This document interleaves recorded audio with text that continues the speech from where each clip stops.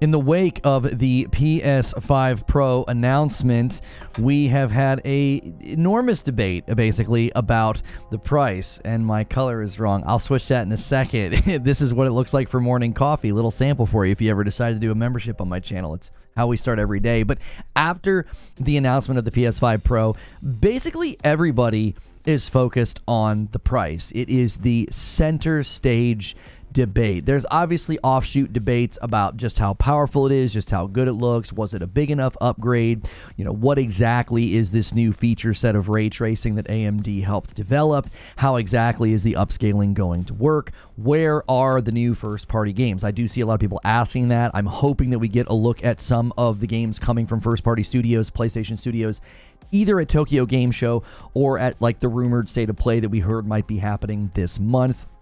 The 26th is the first day of Tokyo Game Show, and it's also when pre-orders go live for the PS5 Pro, so I think that is lined up rather intentionally, so we'll obviously have to wait and see. But the big sort of thing that everybody's focusing on is the price, and I have a video right now running on the channel. Be sure to check it out, leave a comment, curious what you think. Whenever you leave a comment on my uploads, you might be featured in the live streams. And basically what I argue in the video is that the game system is not for everyone. It is a premium piece of technology, same as you might go look at a Steam Deck, and the highest priced one with the OLED screen is $650. That's just $50 lower than a PS5 Pro. If you want the latest $1,000, if you want the best and the most premium Apple Watch, it's I believe, I want to say this right, I want to get this right, it's $800. So just the Apple Watch Ultra 2 is $100 more than the PS5 Pro. If you go to the store and you want the absolute best television right now, if you're buying bleeding edge technology for your PC, Nvidia and the video card distributors are going to be charging you a premium price for that. Right now, when you buy certain pieces for your, your computer, they're way more expensive than they were just 7 years ago, and that's essentially what we're looking at. The PS5 Pro, to me, is a premium piece of technology with brand new things that we've never experienced before on a console. And if you look at the price and you can't justify it, same way I did when I went to the Apple store and I was like, hey, I want to take a look at those Apple Watches. My wife has one. They seem pretty cool. And then I basically went and looked at the price, and I said, I could not buy this. I'm not going to buy this. This doesn't seem good enough for me. And if I am out of sync, guys, or something's wrong, just refresh. It seems like chat's saying there's something wrong with audio. Just refresh. There was probably a bit of a blip when we started. There's nothing wrong with my microphone or my computer, so there must have been some kind of a blip on YouTube's end. If that ever happens, just refresh and it goes away. So, I went to the Apple store and I was like, hey, that Apple Watch looks pretty cool. And then I looked at the price tag and I said, not for me. I couldn't justify spending the money. And I think a lot of people are well within their right to say the exact same thing about the PS5 Pro. There's an Apple Watch for $250, right? I could have gotten that one, but the one that I really wanted was the one that was just too expensive for me to justify. So if you're looking at getting into a PlayStation or a console, the standard PS5 might be the right one for you. Now, the one piece of criticism, I agreed with this in my video, and I'm going to agree with you now about it, is I do think it should have shipped with a disk drive. I think a lot of the criticism would still be there, but I think some of that criticism would get less footing. It would, because you would look at other devices, or like Jeff Keighley had like a tweet about inflation and what it actually cost for these devices throughout the years. But somebody was good to say, Jeff, all of those devices had disk drives. And I think that was fair pushback, because there are people right now who bought the standard PS5 when it launched. They have a collection of physical discs, and they're going to have to spend a significant amount of more money to upgrade to the Pro to get the disk drive. Now, if you bought the brand new PS5 and you got it with the detachable drive, just take that detachable drive and slap it on the PS5 Pro whenever you buy it. So that is the one element of the criticism that I do think is legitimate. I do think people are right to say this thing probably should have come with a disk drive at that premium price. But I will say this. The reason I've referenced the iPhone 16 and the Apple Watch is not by accident. Back when they updated the PlayStation 5 SKU to have the detachable drive and they took things out of the box, they gave you less things in the box than before. I said, listen, that's the Apple way. Apple started doing that with their iPhones. You started getting less things in the box, right? You started to have to buy these things separately. And we talked about this a little bit in Morning Coffee this morning. When a tech company reaches this level of demand, it's something that they can do. Samsung does it with their TVs. Samsung has expensive phones. Apple does it with their phones and watches. We see it happening with Nvidia. Their share value is high. Their products are in demand. They charge a premium price for the latest and the greatest. And PlayStation has worked to that point. They are no longer having to compete with Xbox in the realm of hardware. They're the only premium next-gen console offer in the market right now that is really worth looking at. There really is no compelling reason to buy an Xbox Series X. The Nintendo Switch 2 will not be competing on power. That's not its value offer. That's not its market. And so PlayStation has basically put themselves into a position to essentially treat their products the way that other premium tech companies do. And I think a lot of people are waking up to that reality. That this is no longer oh man, they're going to lose on this one. They're charging too much money, right? Like the really, really poor decision with the Xbox One pricing back in the day, how that went very poorly for them because there was an alternative that you could go and buy. There is no alternative to the PS5 Pro in the console market. And if you want to start talking about PCs, I really hope everybody that's making these claims goes, spends $700 and gives us good comparison videos of a PC running games at the same fidelity. It won't be hard. Horizon Forbidden West is on PC. You'll be able to do really easy, good side-by-side comparisons. $700 budget for a PC is not something you would ever hear anybody out there claiming, oh yeah, I'm going to build myself a rig capable of 4K 60 FPS ray tracing gaming, and I'm only going to spend $700. You would never have heard PC people saying this before. They're only saying it now to be bad faith and disingenuous and just to rage farm. They're not being truthful about the reality of this situation. So, if it's not for you, great. But the price being subjective to the market and the demand and whether or not it bears it, I don't think it's determined by downvotes on YouTube. I don't think it's determined by Twitter polls from people who are commonly very negative about PlayStation. I don't think any of that's going to be determinative. The analysts are saying this is going to sell similarly to the PS4 Pro, and that's probably all PlayStation really wants. They want this to be a nice additive thing. I also think it's a great way for them to test the tech and to get in good with the developers. If they can get developers to start harnessing the PSSR technology, and they seem to really like the new ray tracing suite of features, according to Mark Cerny, if they can start to get developers that really prefer to build in this environment, that's going to be really great for the PlayStation 6, because the PlayStation 6 is going to harness the exact same technology. They have basically built cartilage between the generations now, and they're going to harness, I think, a lot of developers by doing so. So that's what I think. Happy to debate it with you. Make sure and check out my video. That way you can know what I think. And now it's time to hear what you think. Good morning, good afternoon, good evening. Let me change the lights. I didn't want to do that in the intro.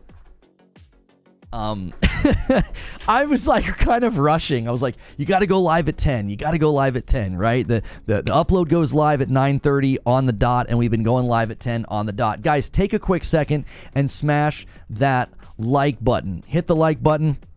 Let's get our first 200 likes on the video, and let me thank some of the people who are already doing super chats, who are already gifting members. Let's take a look here. Green Monster renewed their membership. It's a member plus, so it counts. And then Green Monster also did a $2 super chat. They also gifted a member, so that takes us to $278. And then Danny takes us to $279 with a VIP renewal. And then Joker Quinn sets up the 20 bomb dunker. We are at $280. Let's see if you can't bait one of the big boys to drop a 20 bomb to get us to $300. And then a super chat from Michael Mooney says, so who's starting saving for their PlayStation 6? $700. Yeah, it wouldn't surprise me at all if in the 4 or 5 years it takes, like if the PlayStation 6 lands in 2028 or 2029, it'll probably be $1,000.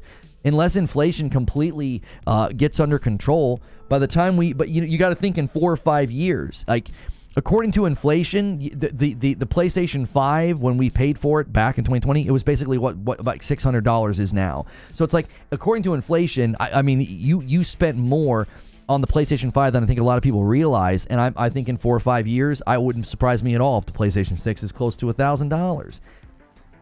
You know?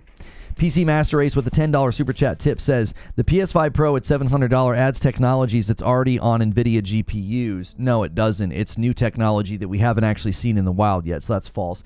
Add $80 for the next 10 years, PS4 Pro to PS5 Pro, to access its online features. A 4080 PC has you beat. The PC Master Race sends its regards. I mean, I appreciate the $10. We don't need your regards because we don't buy things and think in the way that you do. So nobody cares that, like, nobody cares that you can spend that money and you feel like you got a better deal. Great, good for you. I'm going to spend the money and enjoy myself the entire time.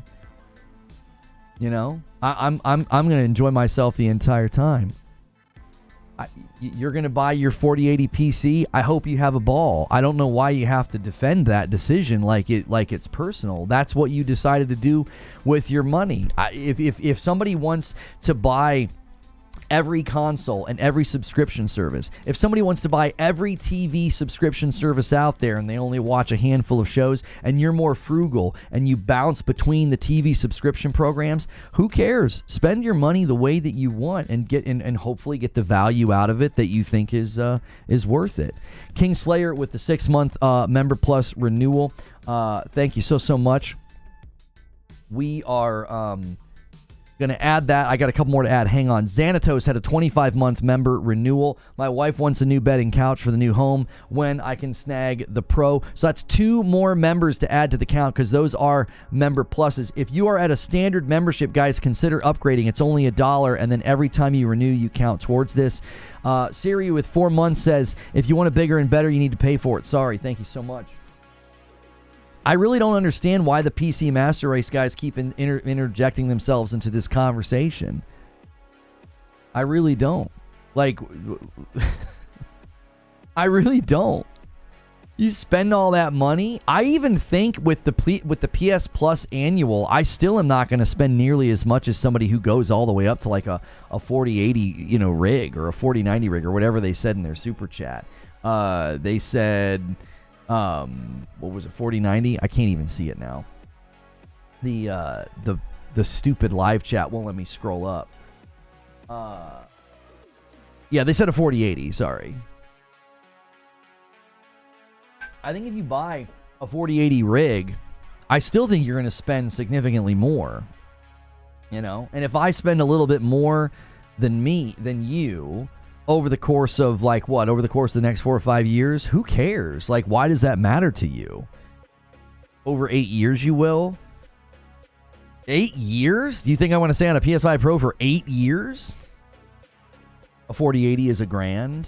Yeah, just the card alone is $1,000. That rig alone would cost so much. What am I spending annually for PlayStation Plus Premium? I don't even know what it costs. The $700 plastic box mid-gen refresh has their full attention. It really does. They're really paying attention to it. But you can run ray tracing on a 3070 comfortably. I mean, we were just interacting with what the guy said. I mean, I'm not trying to tell you what you need. It doesn't matter to me what you decide to game on. Doesn't matter to me. I don't care if you buy an Apple Watch or an iPhone or a Samsung TV or a Samsung phone. Like, go where you feel like the tech is going to give you what you want.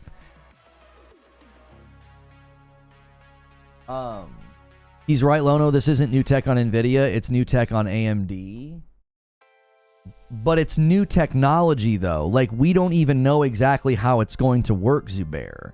Just because NVIDIA already has it, and AMD is playing catch-up from what people told me yesterday. The point is, this is brand new. It's never been developed before, so their version of it could be completely different. It could be letting developers do new things, faster things, better things. We don't know. The response from Cerny seems to be that developers seem to really like it. So the new ray tracing feature set, it doesn't exist anywhere else because this hasn't even been tested or analyzed. We don't know what methods AMD and PlayStation came up with. So even if you can say there's an approximation of the feature already in existence on NVIDIA, that's beside the point. It doesn't exist in the console world.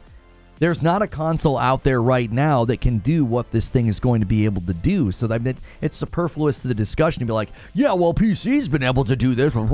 That just smacks of the SSD argument all over again. It's like, quit getting your jimmies rustled, PC boys. It's okay. Like, your tech purchases don't make you special. This thing's not a threat to your value as a human being. The PS5 Pro has my attention, but I am waiting for Digital Foundry to give us the specs of the new APU when they get the console in their hands. You said this is new on PC. That was incorrect.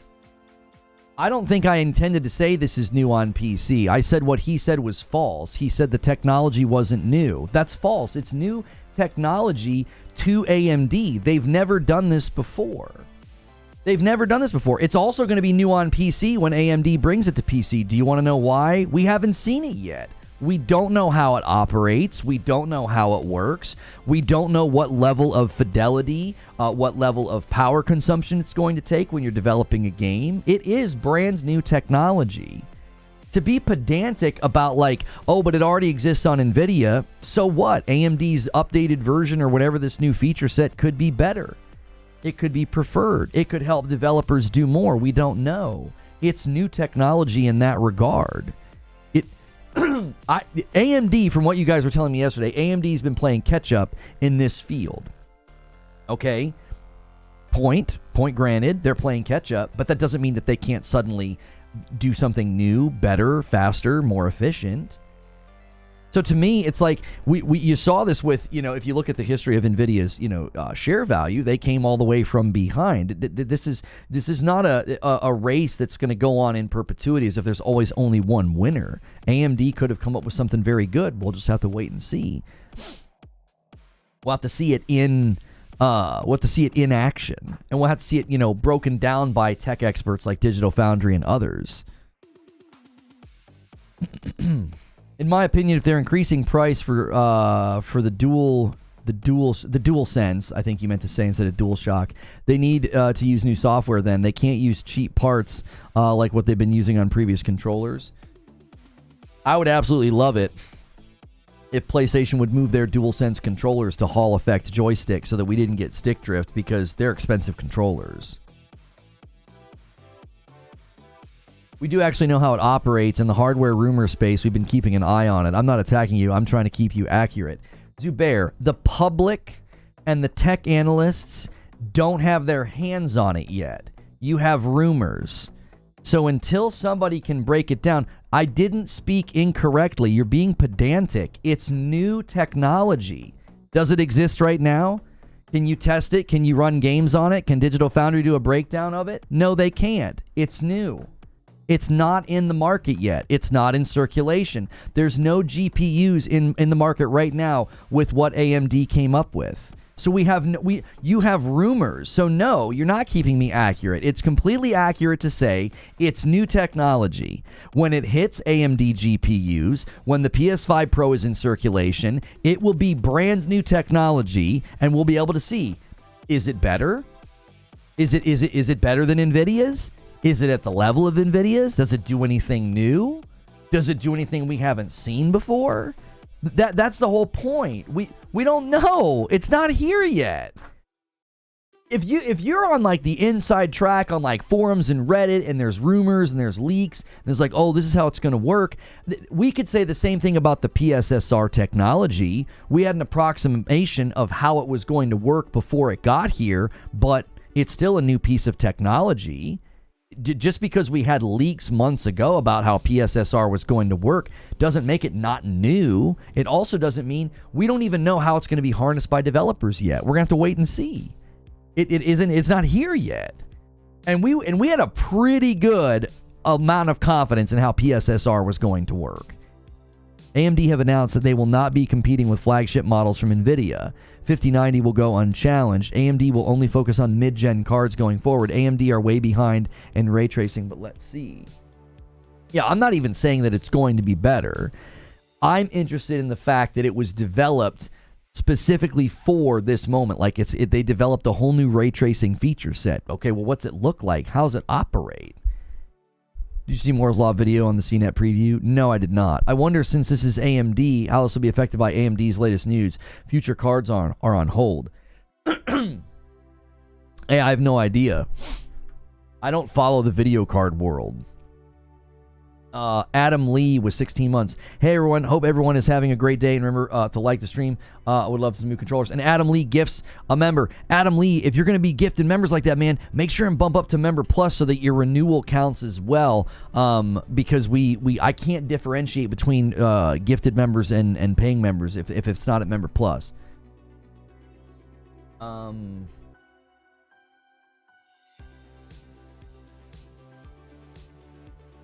Okay. All right. Put me into Get me on that list, bruh. Get me on that list, bruh. Show them my of the.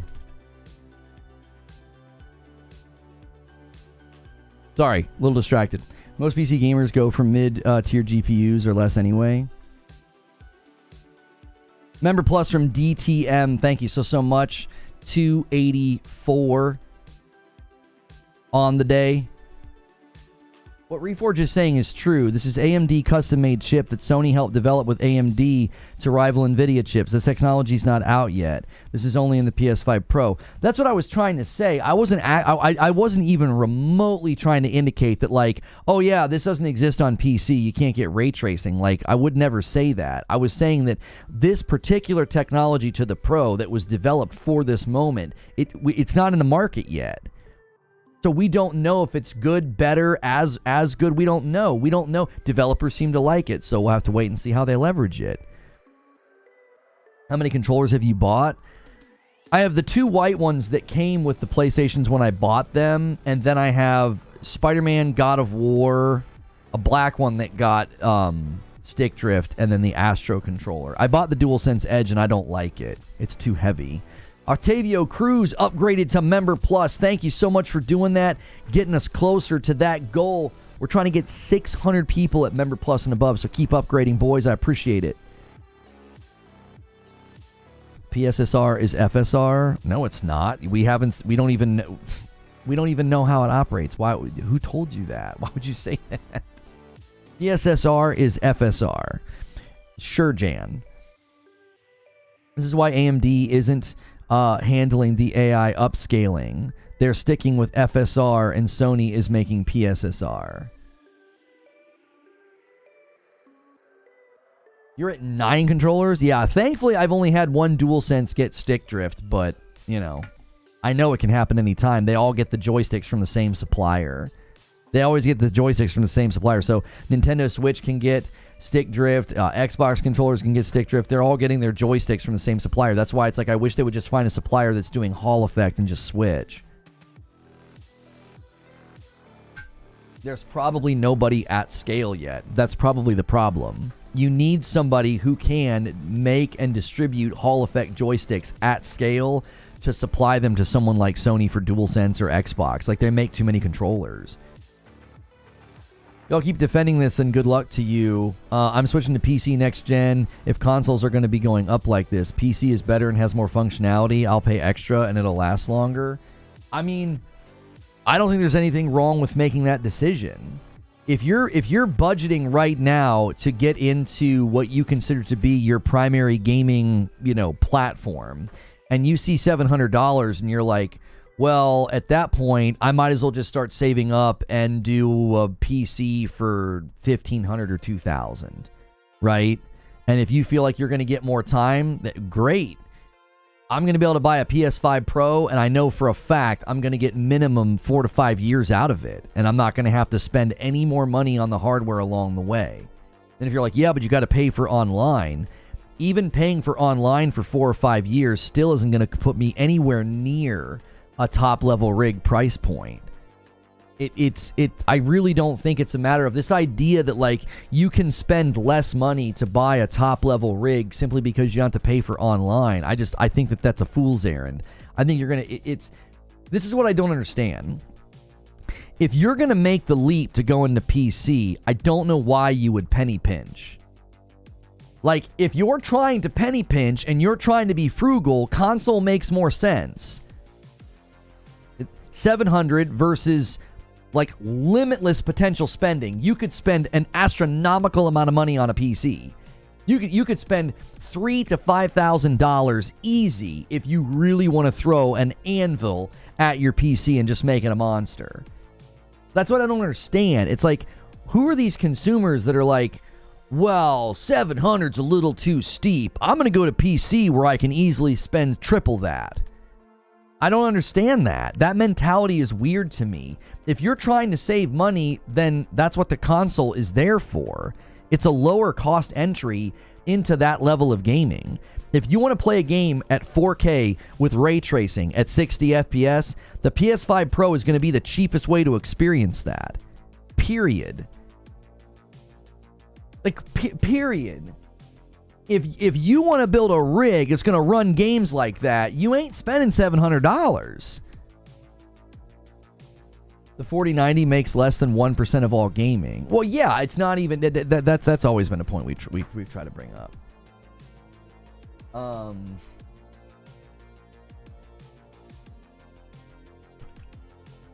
And I will try. Autogon Ocelot with 24 months. I got 800 plus games on PlayStation. Every free game they ever gave out on Plus. I buy digital games regularly since the PS4. I've got no physical. I'm not going to leave PlayStation ever. Well, yeah, when you're that ingrained, it's hard to leave. Do people want 4K ray tracing at 60 though? What kind of a question is that? What kind of a question is that? Do people want a really great high-level experience? What do you mean? We're talking about a consumer that's considering the two choices. $700 for the PS5 Pro or again, just limitless spending potential in PC. You can just keep increasing the price of a PC if you really want to go crazy. Who is this consumer that's like, that's too expensive, I'm going to go over here? Now, again, if you don't care about 4K ray tracing 60, why would you not just buy a Series S? Who wants to be limited to 60 and who needs 4K on a typical monitor sizes these days? What I don't understand. 4K people are trying to get rigs and consoles and and monitors and TVs. People want 4K. It's been a buzzword for like 4 years.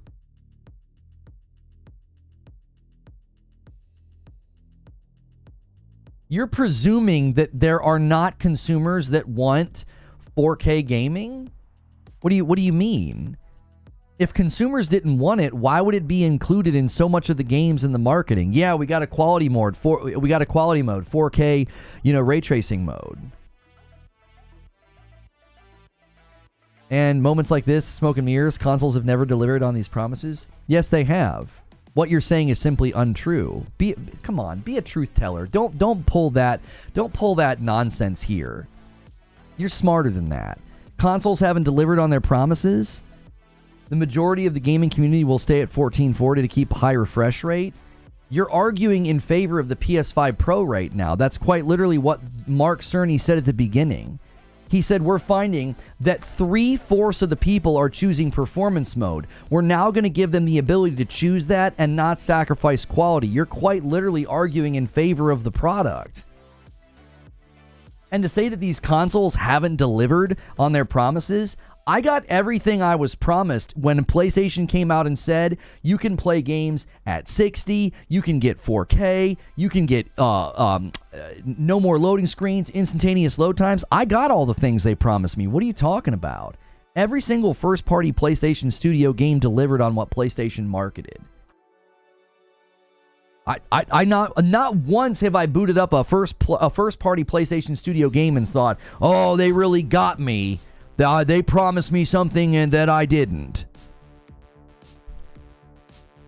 Like, what do you mean? I don't get this narrative that people always try to trot out, that the consoles have failed to deliver. It's like this, oh, woe is me. It's like, just say that you bought a Series X. Just say that. It's easier to say that you fell for marketing from Xbox. Xbox has completely failed to deliver a next-gen experience this generation. They're the ones that have failed. PlayStation 5 has not failed at all to deliver on its promises. Award-winning games with next-gen performance every single year that the thing has been out. From the beginning of the Demon's Souls remake, Returnal, and Ratchet & Clank, to the most recent batch of games this year with games like Stellar Blade. What are we even talking about? And those weren't even first-party PlayStation Studios this year, and we still got amazing performance out of games this year. Marius with a 5 spot says the PS6 is 2 years away, 3 tops. No, not even remotely true. Why would I spend €800 on a slight upgrade? No. We're midway through the gen according to PlayStation. You're not up on the latest reports from PlayStation in their earnings calls. Earlier this year, they said they were reaching they were at the midpoint of the life cycle. So that would mean that we're 4 years away minimum. Your prediction is either uninformed or maybe you're just trying to get a reaction. That's not even remotely true. They said in an earnings call that they were entering the latter half of the life cycle of the PS5, meaning we're about to go into the last 4 years. Murph Dog with 36 months on a VIP bumps the line. Spend $2,500 on a PC now, and then you're set for the next 2 console generations approximately. Also 3 years. Has it been that long? Yeah, I mean, there's nothing wrong with making that decision if that's what you want to do. What in the world am I doing here? Wait, cancel. What happened? Daily goal 6. Bump the line to 6. I don't know. I can't type all of a sudden. Victory with a $5 super chat tip. The way I see it, there are plenty of options for the budget gamer out there. The Pro isn't one of them, and it's not meant to be. Completely true. Muku says, I know this isn't about Xbox, but they can definitely make some noise if they somehow integrate Steam into Xbox. Thank you so much. That takes us to 286. I would love a side-loaded Xbox with Steam. That would solve a lot of my issues, you know? And Eugene's making a good point here about this debate about 4K. 50% of PlayStation users are 100,000 annual income households. 25% of them have 120 hertz TVs. 10% of them have VRR TVs. These people have large 4K TVs. What do you mean they don't want 4K 60? Yeah, I got to tell you, you're way out in left field on this one, Dauntless. The primary, a huge portion of the audience on PlayStation has really nice televisions. They're going to want 4K 60 ray tracing. They're going to want it. I'm one of those people. 5 spot from Green Monster says, I hope I can play my Pro on an ultra-wide monitor and not have black bars. David Bordenero, I think comparing a $1,500 to $2,000 PC to the PS5 Pro isn't a good comparison. You could get a pre-built 3090 GPU for $880 that outperforms the PS5 Pro. You can get a pre-built 3090 GPU for $880 that outperforms the PS5 Pro. Do it. I want to see the side-by-sides. Do it. Do it. Make the video. Buy the pre-build. Buy that pre-build. I want you to do it. I want you to go spend roughly $200 more, by the way. I want you to go spend $200 more, and then I want to see side-by-sides of Horizon Forbidden West. Let's see it. I can't wait to see it. Spend roughly $900. You're going to spend $200 more. Oh, it outperforms? Really? So if you spend more money, it outperforms. Wow. Do the side-by-sides. Let's see it. People are saying that it's not worth spending $200 more on the Pro for the jump that it gets from the PS5 to the PS5 Pro. You're arguing that you'll spend $200 more than the Pro. Let's see the difference in performance. Let's see it. Seriously, you're spending $200 more. Let's see the jump. Let's see the jump in performance. Yeah, the Pro is also going to have Wi-Fi 7. The PC won't even have that. Yeah, pound for pound, part by part, match this thing and get something at that power. You're going to have to spend more money. Even if you bargain shop and you go and you find some pre-build for roughly $900, you're still spending more money.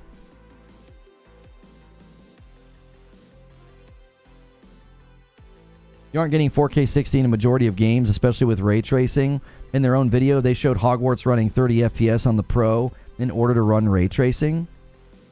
Did they actually say that in the video, or is analysis indicating that? Did they say that Hogwarts was running at 30 to get ray tracing? Where did you get that information? Did somebody do an analysis of the video, or did they say that in the video and we missed it? Has anybody determined that Hogwarts was running at 30 FPS in the trailer? With the Pro, you aren't getting 4K 60 in a majority of games. I actually think that prediction is completely and utterly wrong. The entire purpose of the technology is to take the 4K modes and give you 60. You clearly, seemingly don't know what you're talking about. That was the current. Oh, did Digital Foundry? It was 30. You can see it. Nizra with $2 says PS5 Pro could have been a 1 terabyte SSD for $600. I think the price point's fine if it included the disk drive. I just think they should have included the disk drive. Just Google it, I promise you.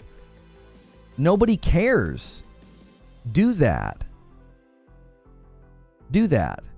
Do it. Go buy the $880 PC. We don't care what you do. Nobody here cares what you do with your money. Don't you find that interesting that I was like, yeah, go ahead, go buy that rig and do the comparisons. Let me know how much of a boost in performance you get over the Pro. Go for it, man. Go spend $200 more than me, and then let's see who's getting better performance. I don't care how you spend your money. Go for it. Like, I remember this always being a conversation whenever we would be talking about like Destiny, or we would be talking about any looter shooter. And every single time, without fail, some Warframe guy would come in the room and be like, I don't know why anybody plays this game. Warframe is superior. Then go play Warframe. Go play Warframe. I don't know why anybody would buy the Pro. You can spend $200 more and get a PC that's going to outperform the PS5 Pro. Oh, okay. Nobody cares. Go do that. Nobody cares. Go. $800 PC sounds like a Walmart build. Yeah, I mean, Doc Dark posted the Walmart PC. Yeah, okay. Buy a PC from Walmart then. Love the discussion, but look at Digital Foundry. How often do games hold up when tested? I don't buy into your negative view of the market, Dauntless. I think it's a false view. I think it's a cherry-picked view. I can cite just as many games as you, and my games will be running at performance, running at quality, maintaining 60, and looking beautiful. And you'll go to games, surely you'll go to games like Dragon's Dogma 2, I guess you could say Starfield at launch, Redfall at launch. You know, you can make a list of games that aren't performing very well. Black Myth Wukong isn't performing well on PlayStation 5. I'm not interested in your cherry-picked negative view of the market because I'm having a great time this gen. I'm playing games at quality. I'm playing games that maintain performance. And when a game doesn't maintain its performance, I don't play it. I don't buy into your negative view of the market. It's cherry-picked and it's imbalanced. For every game that you can list that has failed to run well, I can list games that have. So it's just a standoff at that point. Who cares? You have a list of games that have been disappointing. I have a list of games that have been amazing. It sounds like maybe you're playing the wrong games. Star Wars Outlaws is another game that I feel like doesn't look very good and doesn't perform very good. It looks great on PC if you have a monster rig, but it doesn't look good on console. I will readily admit there's been a bunch of disappointing games this gen, but there's also been a bunch of great games this gen. Even with the inconsistent performance in Space Marine 2, I feel like Space Marine 2 has gotten a lot of praise for how it looks and how it runs. It does have some issues on consoles. Your favorite is FPS over quality. When did you switch? I never switched. I always wanted FPS. Always. Always. When I bought a PS4 Pro, I bought it hoping I was going to get an FPS boost in the games that I played. The minute Destiny launched on PC, that's the only place I played Destiny. That's back in like 2017, 2018. What do you mean, when did I switch? That was 7 years ago. For 7 years, I thought, dude, give me frame rate. Like I didn't switch. I always thought higher frame rate looked better. I don't think I've ever not thought that. Super chats here. Otagon Ocelot, GTA 6 running at 60 frames on a Pro. People will change. We don't know if that's going to happen yet, so hold off on thinking that that's going to be a thing. We're still not sure. If it's too CPU bottlenecked, it won't, but we'll see. Ika Gang with a 14 spot says, worried about the PS6 and future of console gaming. Why? A member renewal from A-Joke. Larger GPU and advanced ray tracing is basically the same thing as AI-driven upscaling. It's a shortcut to frame times. It's a cool idea, but for who? What do you mean, but for who? For anybody that is tired of picking between quality and performance. Did you guys not watch the video? Did you not watch the video? This entire generation, you have to pick between two things that are both nice, and you got to pick which one you like more than the other. You got to pick your favorite child. Do you want performance, or do you want quality? And Mark Cerny says, we're going to make it so that you don't have to pick between those two. You don't have to say, man, 4K looks great. The ray tracing looks awesome, but I have to sacrifice performance. Man, performance looks so smooth. It's so buttery smooth, and but it turns off all the cool lighting. Like the opening of the video, it's like he was speaking directly to people like me who always go in and flip the switch to performance, and there's a little part of me that wishes I didn't have to do that. I wish I was like the people that could tolerate 30 FPS, because the games really do look pretty, and then you move and everything gets blurry. Like, I can't do it. It's like, yeah, it's gorgeous when I'm standing still, but the minute I move the camera, all that gorgeous fidelity blurs and I can't see any of it. It's like, I can't do it. I'm jealous of those people. Treble Champ with 15 months. I'm confused with the argument against the Pro. Are people being forced to upgrade? Does the regular PlayStation stop working at launch? Exactly, Treble. It's an optional high-end piece of equipment. You want to buy a Steam Deck? Yeah? Do you want the really nice one with the OLED? The Big Daddy? It's $650. You want to get yourself an Apple Watch? You want the Big Daddy? You want the shiny one with the really nice band? It's $800. You want the latest iPhone? It's $1,000. Like, it's a premium piece of technology. Even right now, they had an Xbox for $600. And it wasn't any stronger. It just had a larger hard drive and like somebody speckled paint on it.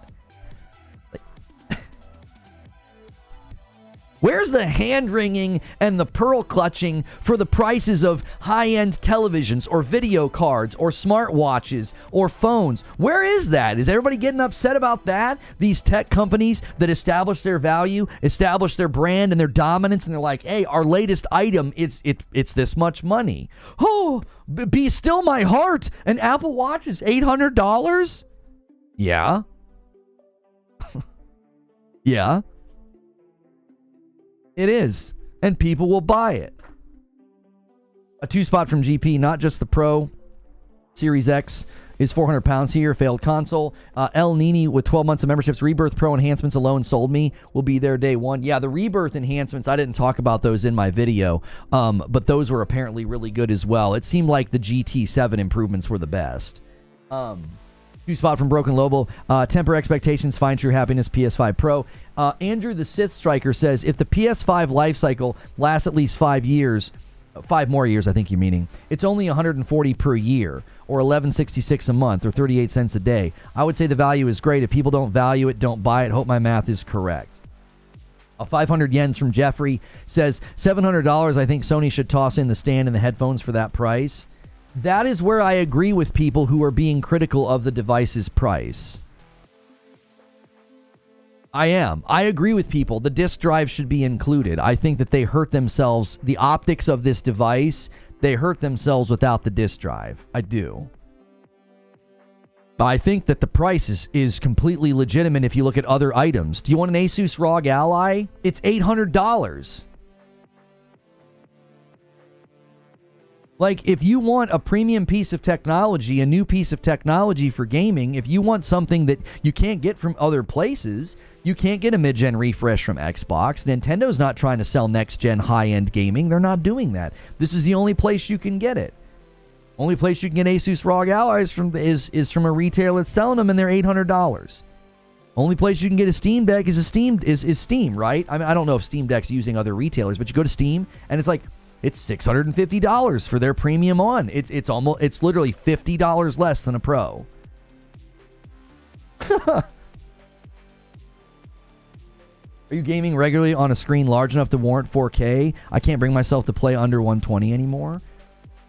Then find the way that you can do that. Yeah, I'm playing on an amazing TV out there. I forget the model. It's a really nice Samsung. Belphegor with the 5 gifted members gets us a little bit closer to 300. We're halfway through the week, and you guys are about halfway to the stretch goal. 600 is the stretch goal. Let's make Madam play Astrobot again on Friday night if we hit the stretch goal.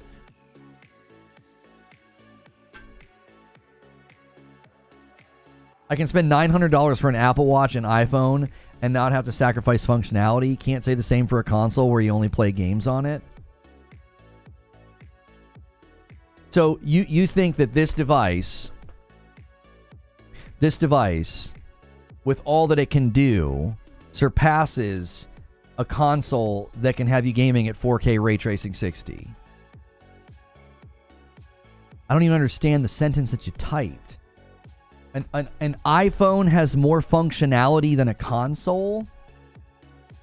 Yeah, you can load a bunch of apps on it, surf the web, play games, use Twitter, whatever. You can do all those things, but why would you even compare the two? They're completely different devices.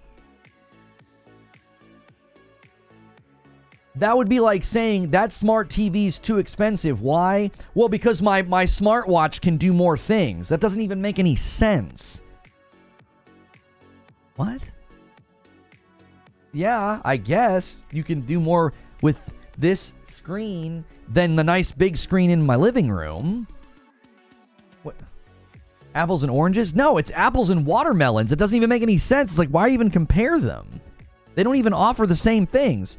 Striff with 5 gifted members puts us at 297. Gifted members are pouring in. A lot of people watching. Smash the like button. Keep seething and molding and clipping too. I appreciate all the free advertisement. You guys keep making my metrics really nice. The rent-free marketing that I get for not saying what everybody else is saying. Isn't it wonderful? Check Discord.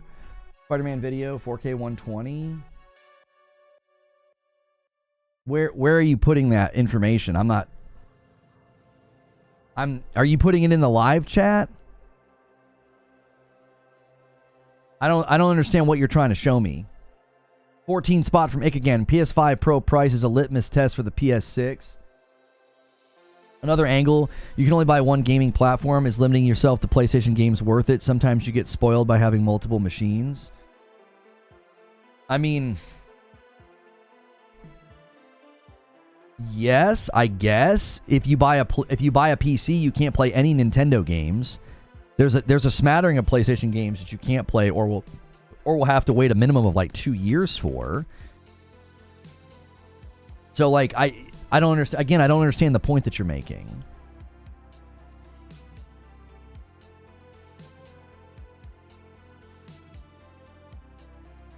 Everyone's just rage baiting while you just give the facts.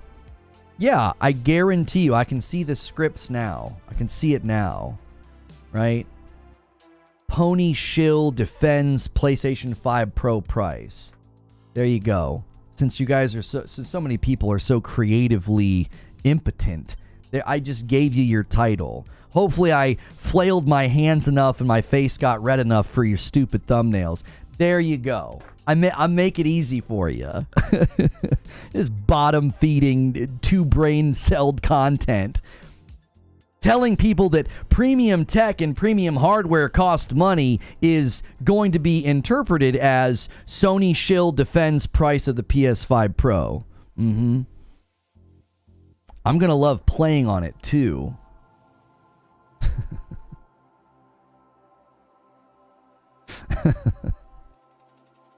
I can play Death Stranding on my iPhone. Okay. This is my new slogan. Then do it! Do it! Nobody cares. You playing Death Stranding on your iPhone, do you think I'm like, oh golly shucks guys, I got a big screen TV and a PlayStation 5 Pro. I really got taken for a ride because this guy over here on a park bench is playing Death Stranding on his phone. I really messed up. But nobody cares. Do it. Just do it. Go, do it. Go play Death Stranding on your phone, on your 5-inch phone screen. I don't care. Why does anybody care about that? Well, I can spend $3,500 and get out a calculator and I can add up PS Plus over the next 5 years and I actually spend less money than you. Do it! Nobody cares. Why does it matter to anybody? Just go do it. Do it. Do you do that to people who spend money in any other hemisphere? Just do it. Just go do it. Like, do you pocket watch other PC gamers and you're like, hey man, you didn't actually properly calculate. What you should have done is you could have future-proofed your PC for about $1,000 more. And had you done that, you wouldn't have to upgrade your peripherals for about 3.5 to 4.5 years instead of 2.5 to 3.5. So you actually would have gotten more for your money if you would have went with these pieces of hardware and then bought them on sale. Make sure you go to Newegg. Make sure you... Do you do that to anybody else? It doesn't even make any sense. It's some of the weirdest behavior I think I have ever seen. Do you pocket watch? Do you calculate what people spend their money on and the return they get on their money in any other hemisphere? It's psychotic. It doesn't make any sense.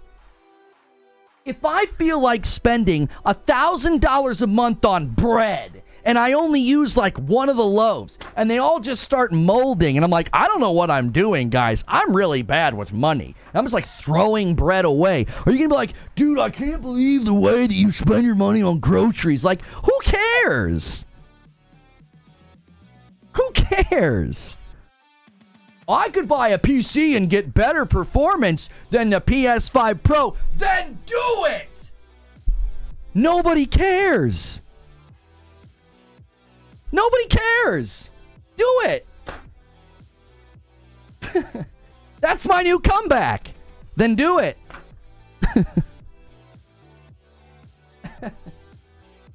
It's comical. It's absolutely comical. Just do it. Why? The question is, why haven't you already? Why haven't you already? Why isn't the market full of just busting at the seams with PCs at those power thresholds? If it's so easy, if it's so cheap, if it's so stupid to buy a PlayStation 5 or a PlayStation 5 Pro, then why isn't the PC market trending that way? Why does the PC market trend in the more like mid-level to low-level PCs? I think that's the interesting question you should be asking. If it's so easy and so cheap and obviously it's just such an obvious decision that you should make, well, why aren't more people doing it? And then the people that do it, if it's so satisfying and if it's so good, then why aren't you just enjoying it? What I don't get the zealot-like evangelism for your hardware choices. I've had multiple people come in here and say they feel like PC's a better option and they're happy to wait for PlayStation games. And you know what I do? I say, yeah, I think that's a fair choice to make.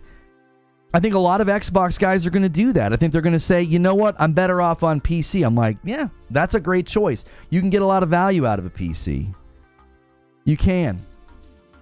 I'm never like, oh, but why would you do that? Why wouldn't you do exactly what I have done? I'm always like, yeah, you can totally do that. And I think you can get a lot of bang for your buck out of that. I'm not like incensed or bothered by your decision and where you want to go. That doesn't bother me at all. Just, yeah, go for it, man. Save your money. Put it together piece by piece. Hit that power button and the RGB comes on and your room's glowing, you know, and you got to update some drivers. But go for it. I don't care. Then do it, put it on a shirt and sell it. Thank you for the 2 spot.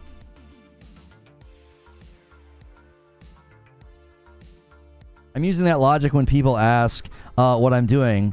I'm investing in quality life. Stop.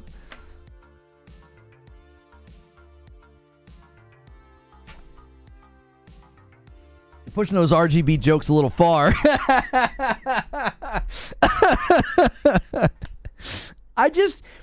To me, I think it's interesting that like liking something or wanting to buy something gets you labeled. You know? It's just weird to me. It's just weird. It's like, it's just so insecure. You know, and the other weird thing about it is they like they also embrace a label. We're the PC master race. What the frick? What did you say? Did you say that unironically? What? Why would you say that? Yeah. We're PC master race. You console peasants. You fanboys. You ponies. Jiminy Christmas. What are we, 7 years old? Like, why is that the dialogue? I'm like, yeah, $700 is higher than I expected. I think it should come with a disk drive. I'm definitely going to buy one. And if you look at other pieces of premium tech, they're all in the same hemisphere of price. Asus ROG Ally, Steam Deck OLED, the most expensive Xbox Series X. They're all in the hemisphere of between $600 and $800. So it seems like the PlayStation 5 Pro is in the correct hemisphere for what it offers. Pony, shill, defending a corporation. Oh, okay. Have you spent any time attacking the Steam Deck OLED's price? Have you spent any time attacking the Asus ROG Ally's price? Have you spent any time attacking the Apple Watch or the latest iPhone price? Have you spent any time doing that? No? Just PlayStation? Interesting. That's weird. Doesn't seem consistent. Yexels with 8 months. I feel like the 8-month mark I a little cheated as I had the last 2 months gifted to me. Thanks for the generous folks out there gifting subs. Yo, welcome back in, Yexels. Haven't checked the stats. Are gamers still buying discs regularly? Certain markets are very heavy lean towards physical and other markets are not, so it's hard because there are certain pockets of the world that really prefer physical. Internet speeds aren't quite there, so digital's a bit of a pain, but then there are other parts where digital is growing. It's always hard to say what's the divide between physical and digital sales because people will just use America, but then they'll use Europe or then they'll use what was the one part of the world that buys a significant higher portion of physical compared to like the West. I forget where that was. We were looking at that. It's really, really difficult. I'm defending the PS5 Pro price. I'm not defending it. It doesn't need to be defended. It's a price on a high-end device. Does anybody need to defend the Asus ROG Ally's price? Does anybody need to defend the Steam Deck OLED's price? Does anybody need to defend the Apple Watch or the iPhone price? Does anybody need to do that? You don't need to defend a price. The price is what the price is. It's a high-end premium device that you don't have to buy. You don't have to buy the latest and greatest iPhone or the most expensive Apple Watch. You can buy the lower-priced versions. You don't have to buy the PS5 Pro. You can buy the standard version. The price doesn't need to be defended. It simply is what it is.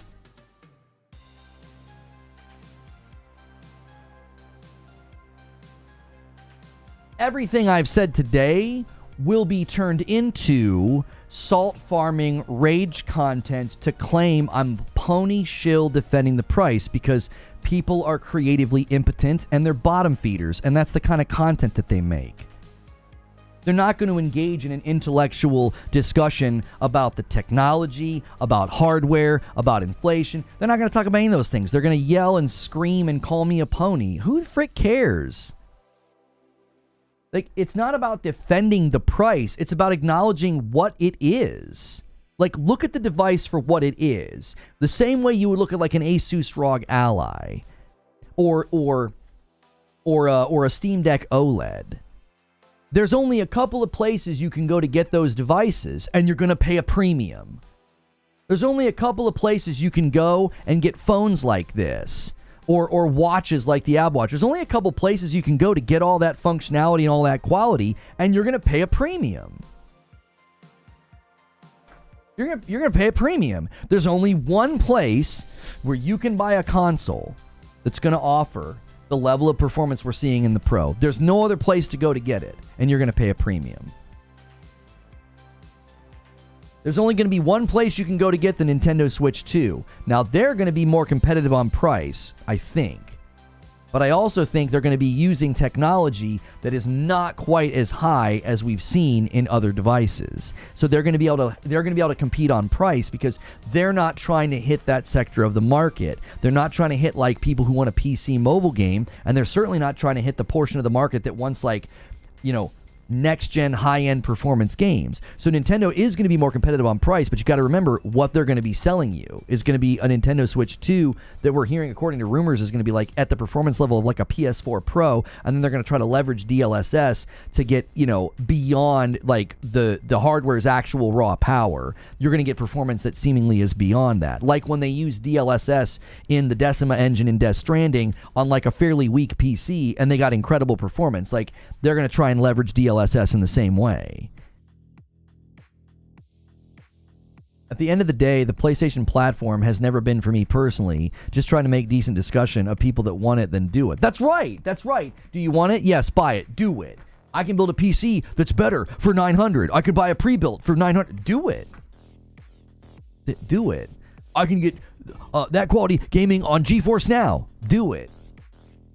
Then do it. Do you see the difference? I don't question somebody's choice. I don't call them a name. I don't insult them. I say do it. I can spend $3,500 and future-proof a PC and never pay for online and have so much more functionality and so many more games at my disposal. Cool, man. Do it. Have a ball. I don't care. Why are you so invested in what everybody else is doing? It's weird behavior. It's weird energy. It doesn't make it's odd. There's something very peculiar about the whole thing.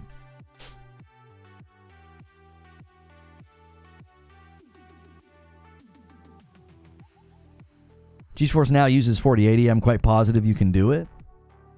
Yeah, do it. I don't care. I don't want to do that. I have no desire to play cloud. I don't.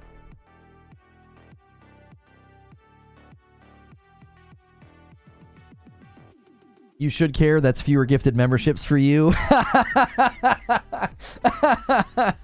You're spending too much money on your PCs and you're like, sorry, buddy, can't support the channel this month. I'm always gaming on triple 27s now. No need for 4K for me personally, but I'm sure that's a minority. Here's the thing. People don't understand. There are consumers in the market. I hope everybody's sitting down before I say this. I don't want anybody to pass out from the shock. There are consumers in the market that are different than you. No. Yeah. Mm-hmm. There are consumers in the market that are different than you. You will never see me always buying front of the wave, bleeding edge technology for my PCs because I'm not that consumer. But I know there are people like that. And I'm like, cool, man. That's awesome. Keep those NVIDIA stocks healthy. It's good for all of us. Thanks for doing that. There are people who love to cloud or mobile game, and that's all they do. Cool, man. pop those candy balloons. I don't care. I don't care. You know? You're buying it and somebody called you a pony?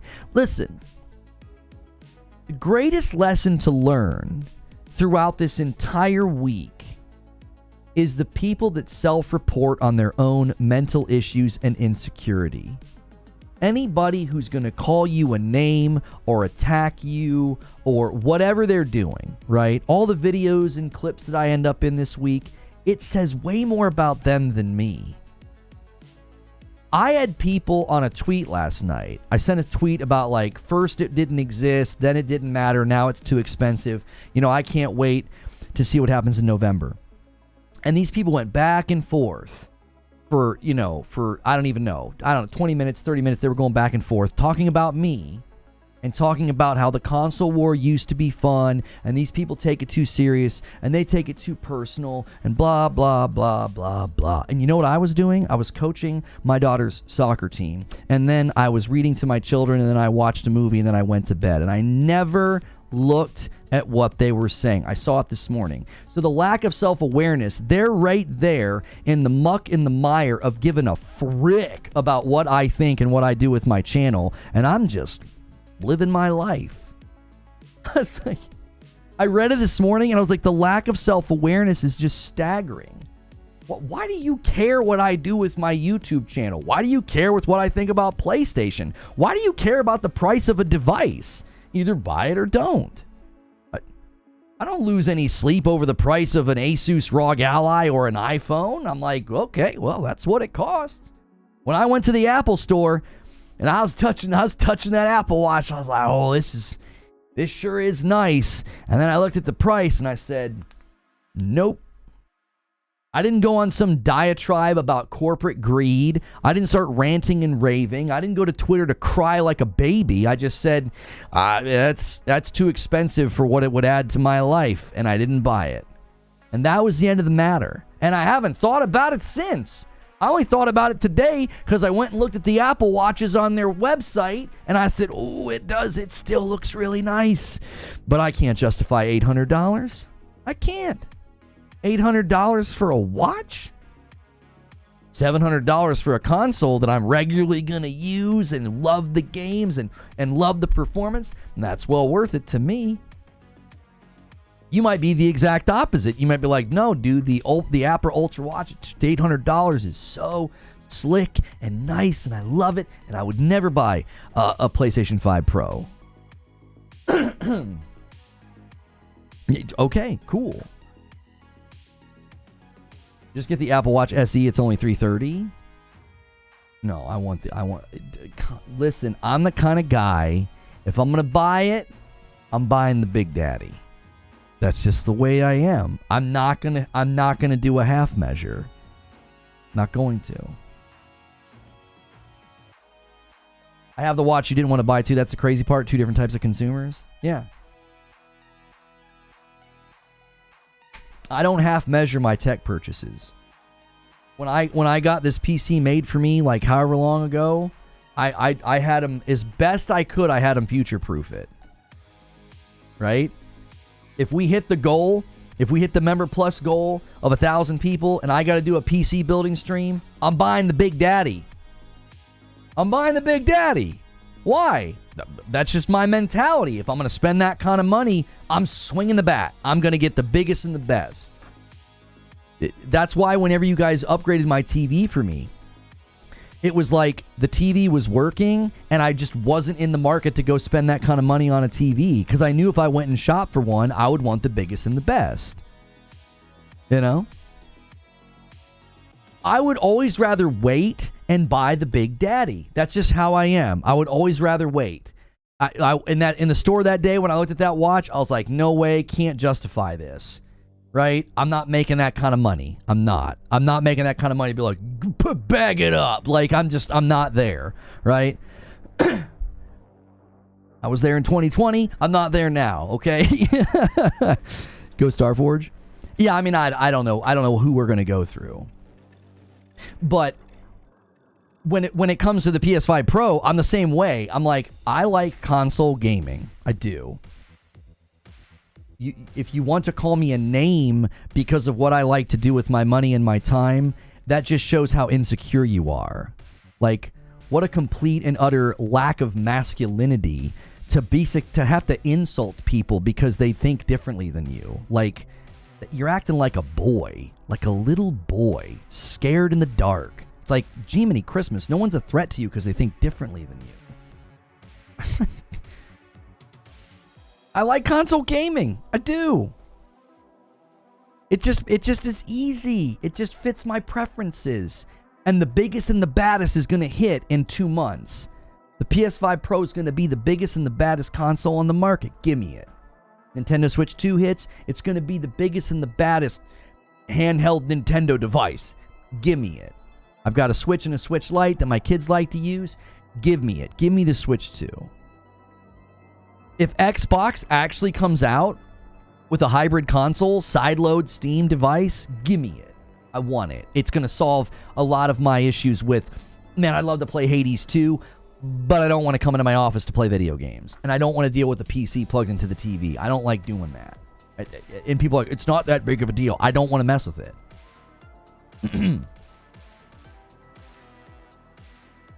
So, the price of the PS5 Pro, it doesn't need defended. It doesn't.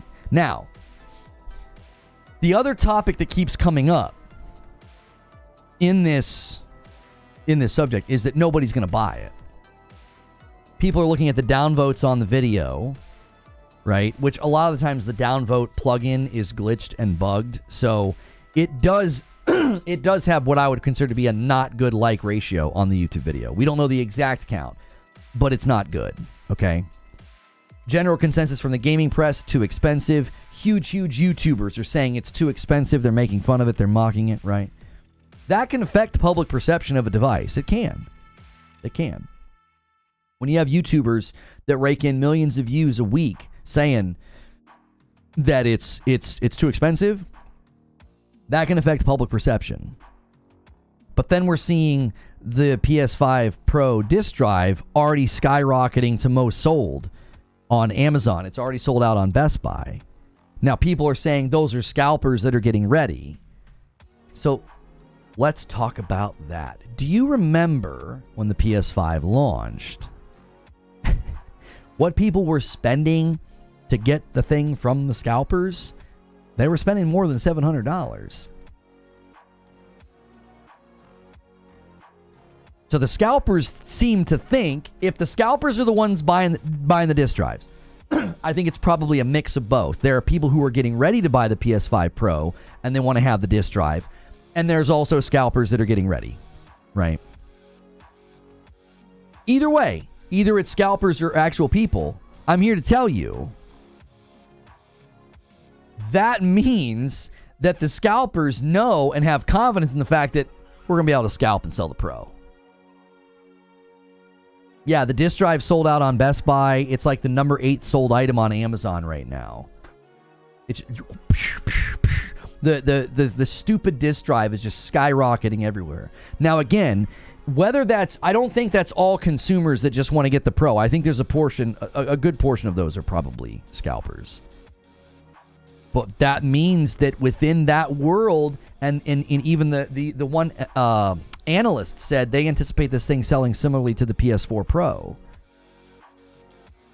Scalpers operate on hopium. I mean, if the scalpers are incorrect and the thing doesn't sell well, I'll be shocked, honestly. I think the thing's going to sell just fine.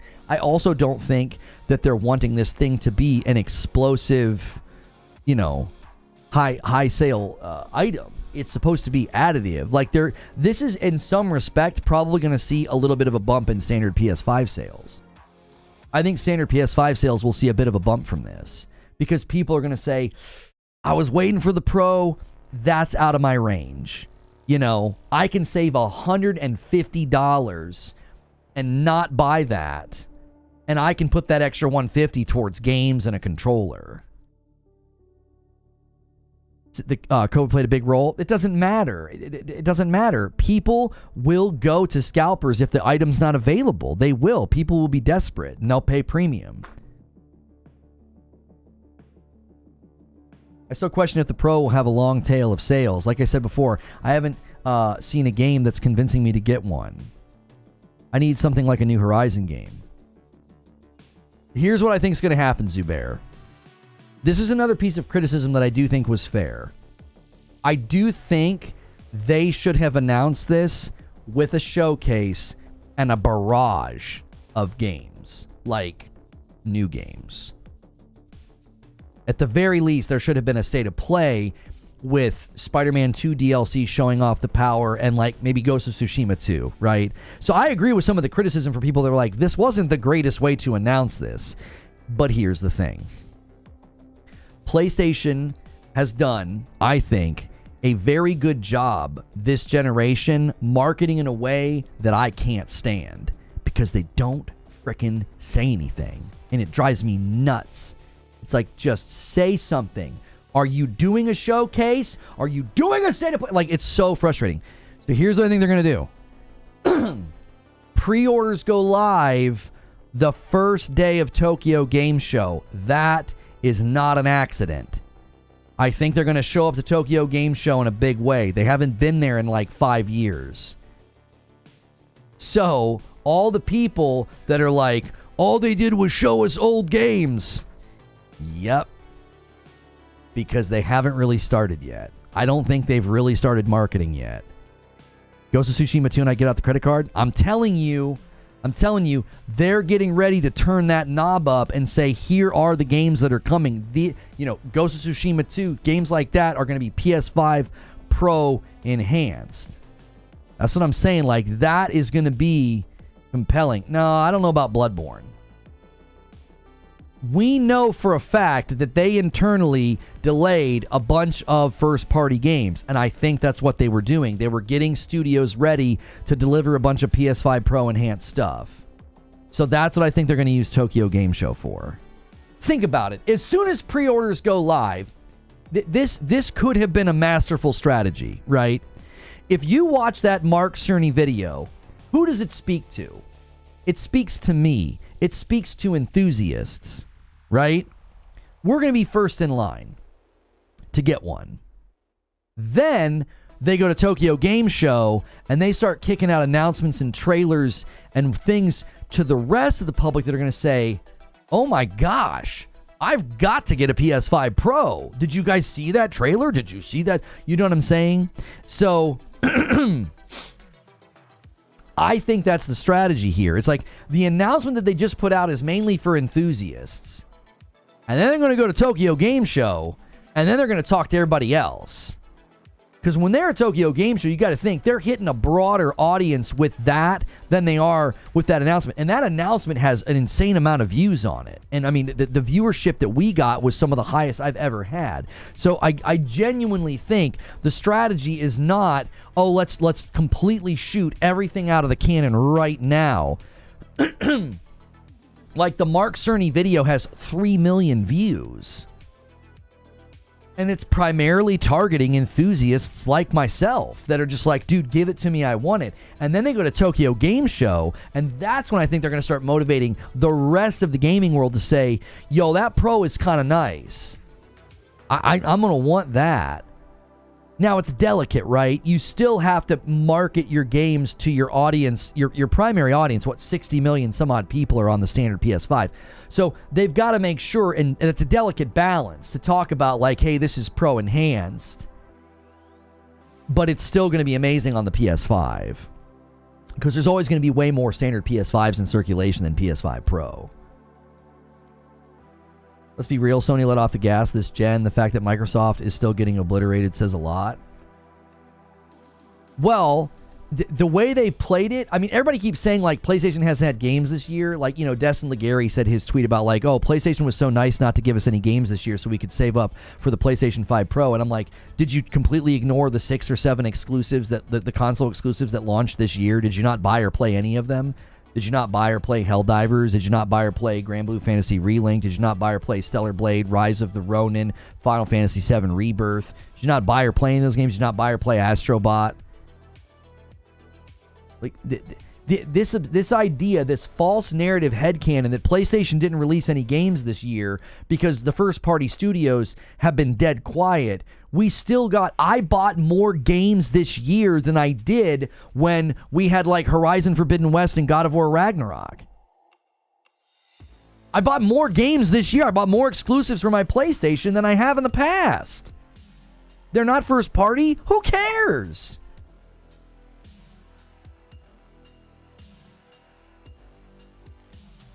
Yeah, Concord. Yeah, Wukong was a disappointment with performance-wise, but a bunch of people liked it, and a bunch of people beat it, and it was a de facto exclusive, at least for now, because, because of a secret exclusivity deal. I bought a ton of games this year, most I've ever done. That's what I'm saying. Like, I bought a ton of exclusives this year. I don't care who owns the studio. That doesn't matter to me. Having a PlayStation 5 meant that I had more games to choose from, more games to buy. Don't tell me Destin forgot about the 4 games Microsoft put on PlayStation. I mean, that's beside the point.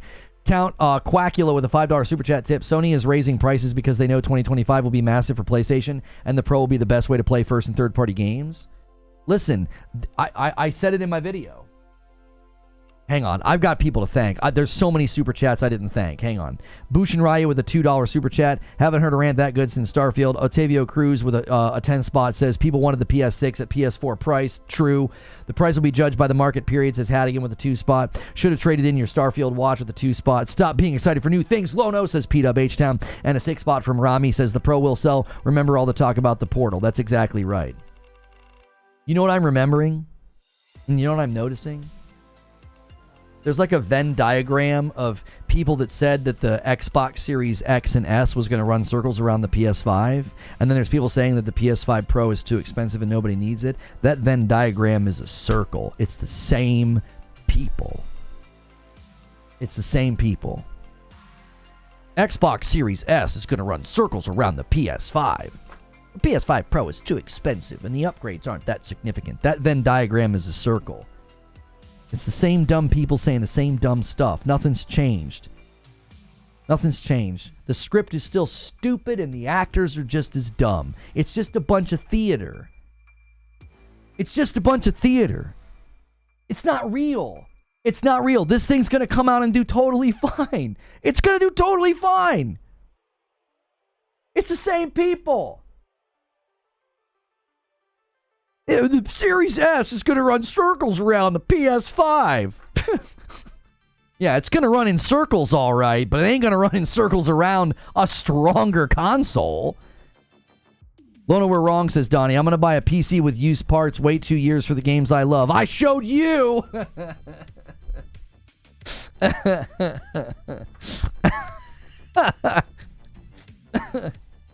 Look at you go!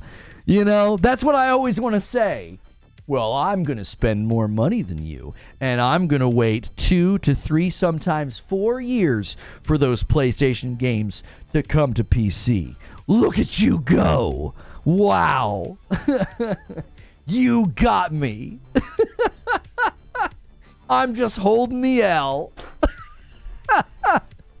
I'm too busy holding my controller to hold this stupid L that you think you're handing out by doing that.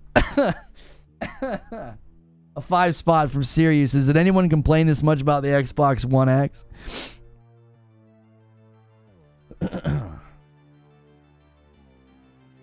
Have we talked about how the price of the PlayStation Pro console had almost 100% inflation since the last gen? I'm sure it will sell to Sony enthusiasts, and there are enough of those people. I'm not sure what you're referring to. Crafty with the 14 months says, good afternoon, Lono, on everyone. Cheers for the great content. Listen, guys, take a quick second and smash the like button. Let's get 400 likes. A bunch of people have been here today.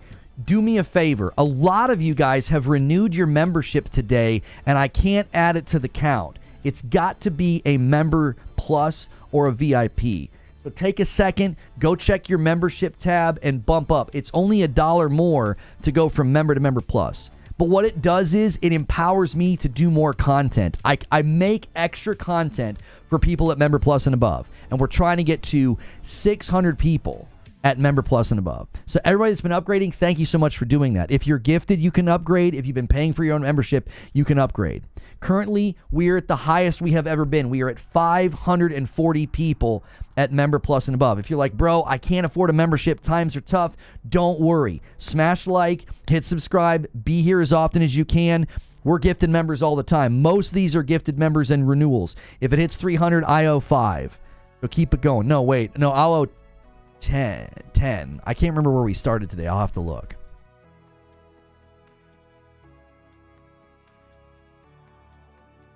When did I put it on the board? No, we started at 280. We started at 280. Yeah, I'll only owe you 5. I got into Cult of the Lamb with my girlfriend because you and your wife were enjoying it. It's so good. Love the vibe of it. Yeah. Isn't it fun? It's really cute. We put that game on hold for a little bit because we've been watching some shows and we worked our way all throughout the Lord of the Rings movies again. And I've been playing Astrobot. So, Mr. Grimm with a $5 super chat. I'm getting one because I have the PS4 Pro and PC and I haven't played a PS5 game since Spider-Man, so I have a catalog out of the gate. Yeah, you do.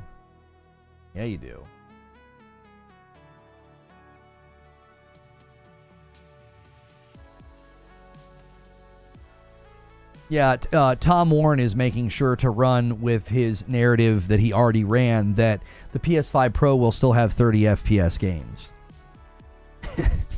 Okay, Tom.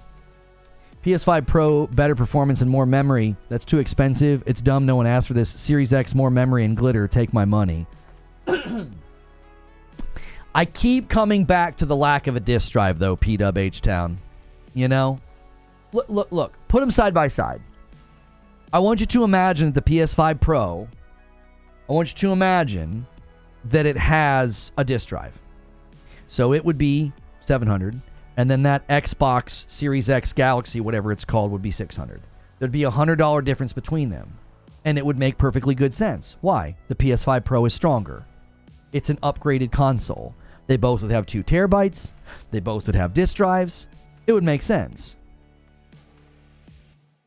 Do you see what I'm saying? It's like the lack of a disk drive just sort of makes it like almost trip a little bit out of the gate optically. It's like, just put the stupid disk drive in there. The cost to make those disk drives, I mean, maybe that's why they couldn't do it. Again, the yen has been beating them up on production costs, so there isn't going to be a price drop on the standard PS5. They've been getting the crap kicked out of them by the yen because of what it does to production costs and what it does to margins. So they can't do it. They can't lower the cost of the PS5. They're not going to. It's in demand, and the PS5 Pro, similar scenario, they probably were like, no, we're not going to put the disk drive in there. Like, from a business perspective, like, I get it. But at the same time, it's like, optically, I think it does. I think it makes the thing kind of trip on itself. Yeah, I don't know what production cost on those drives is. I don't think it's cheap, though, and that's the problem. Rival with a 10-spot. Pre-order starting on the 26th. Do you know what time zone that applies to? No idea.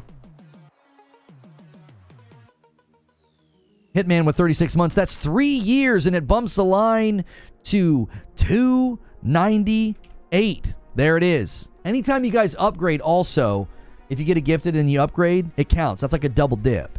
A night at the movies for a family can be upwards of $100 for 2 hours of entertainment. For $700, you're getting years worth of entertainment. Well, yes and no. $700 just gets you the box. You still have to buy games.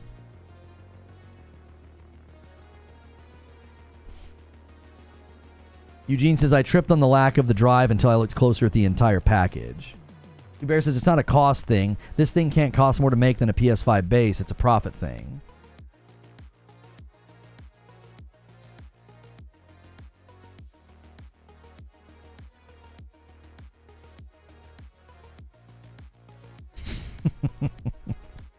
New Linkin Park meme drop. That's good.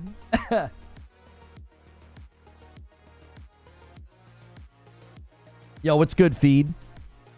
Guys, how does Feed still not have a membership? Could we get a little train going here for Feed? Come on.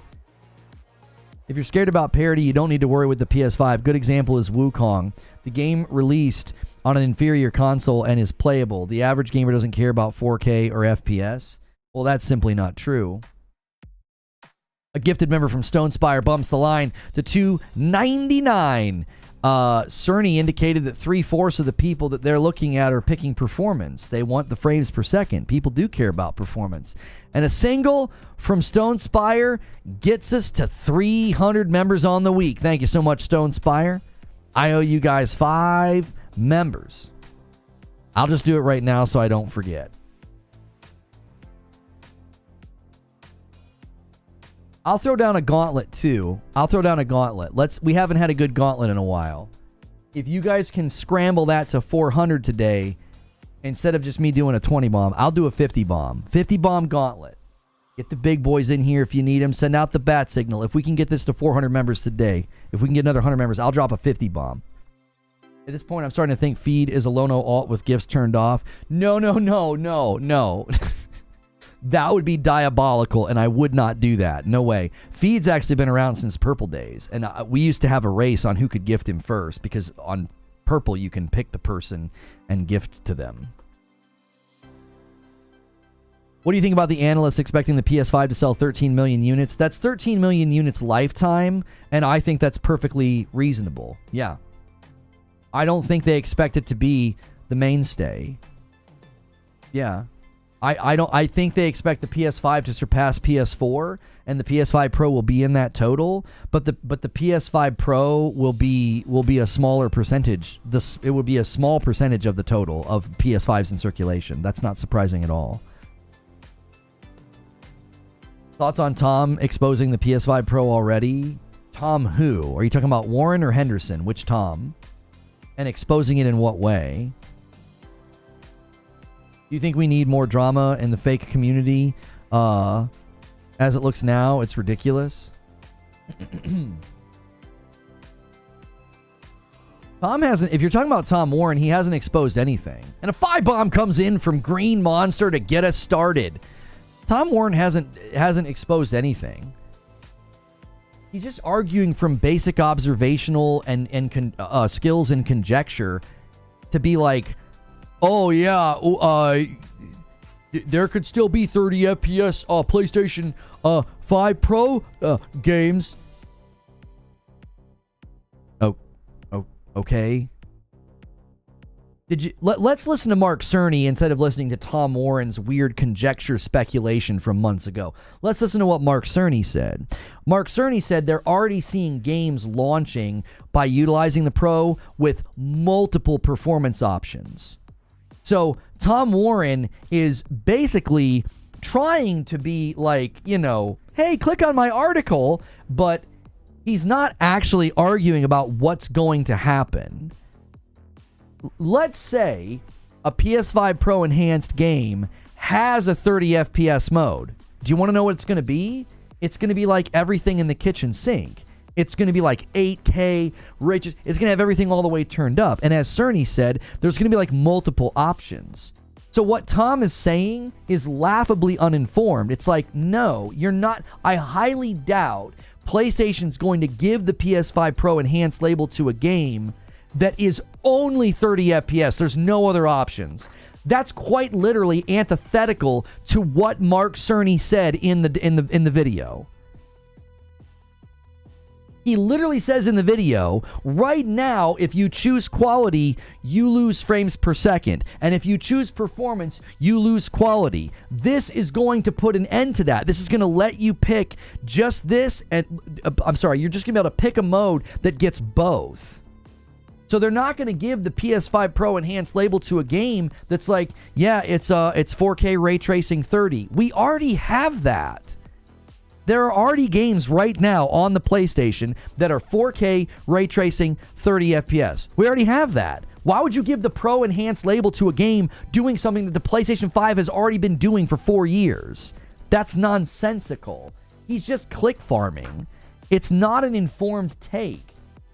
He's using the very generic verbiage of a leak to say, oh yeah, we're still going to get 30 FPS games on the PS5 Pro. I really don't think that's going to happen. The only game that could potentially happen with, because the jury is still out on GTA 6. The jury's still out on GTA 6. But I don't think you're going to see this barrage of games trotting out and being like, yeah, we really leveraged the PS5 Pro. Here's a 30 FPS game. That's not going to happen.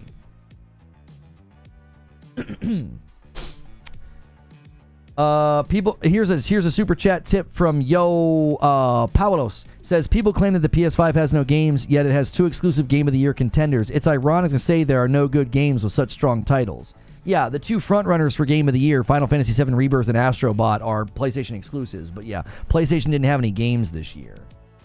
So freaking bankrupt. We'll just start calling these people Chapter 11 takes, man. Like, get out of here with your Chapter 11 takes, your bankrupt takes. I didn't read any of the comments on this. Victory says, when this thing sells out, people will say they wasted their money. Yep. The goalpost is just going to shift. Doesn't exist. Nobody needs it. Dead on arrival. Too expensive. People wasted their money. What a joke. It's just, the goalpost is just going to go whoop, whoop, whoop, whoop, whoop, whoop. It's just going to keep moving.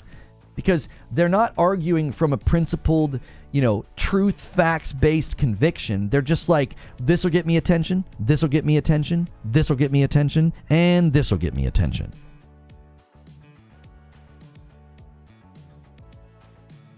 It's attention-based takes. That's all it's based on. It's like, well, this will get me a click, this will get me attention, this will get me engagement.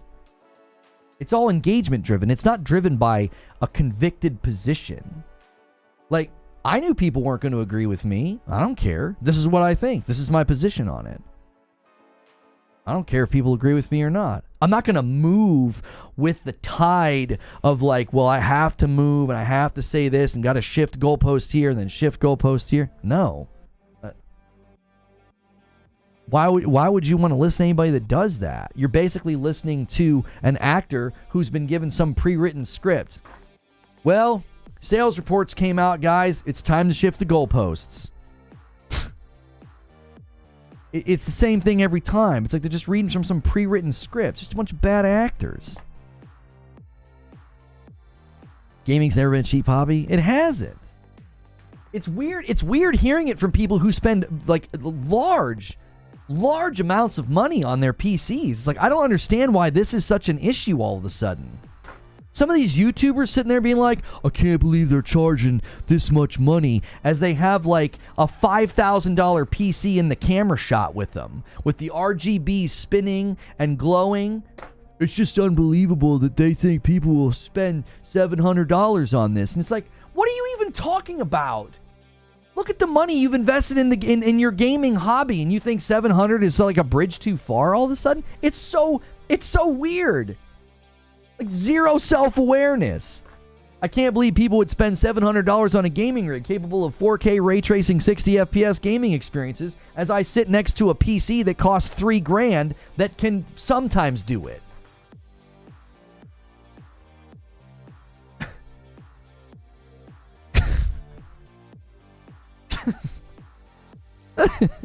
Like, where's the self-awareness? Press pause, stop recording, stop streaming, and look at the money you've spent in your own gaming hardware. It's expensive. But consoles, I guess, are just supposed to be what? Priced for paupers? Dude's got $100 anime figures in their background complaining about this. That's what I'm saying. It's bonkers. Zero self-awareness, dude. None. Some of these guys are out here like, yo, dude, I think I'm gonna cop that Apple Watch, bro. It's $800 for a watch, $700 for a console. It's unbelievable.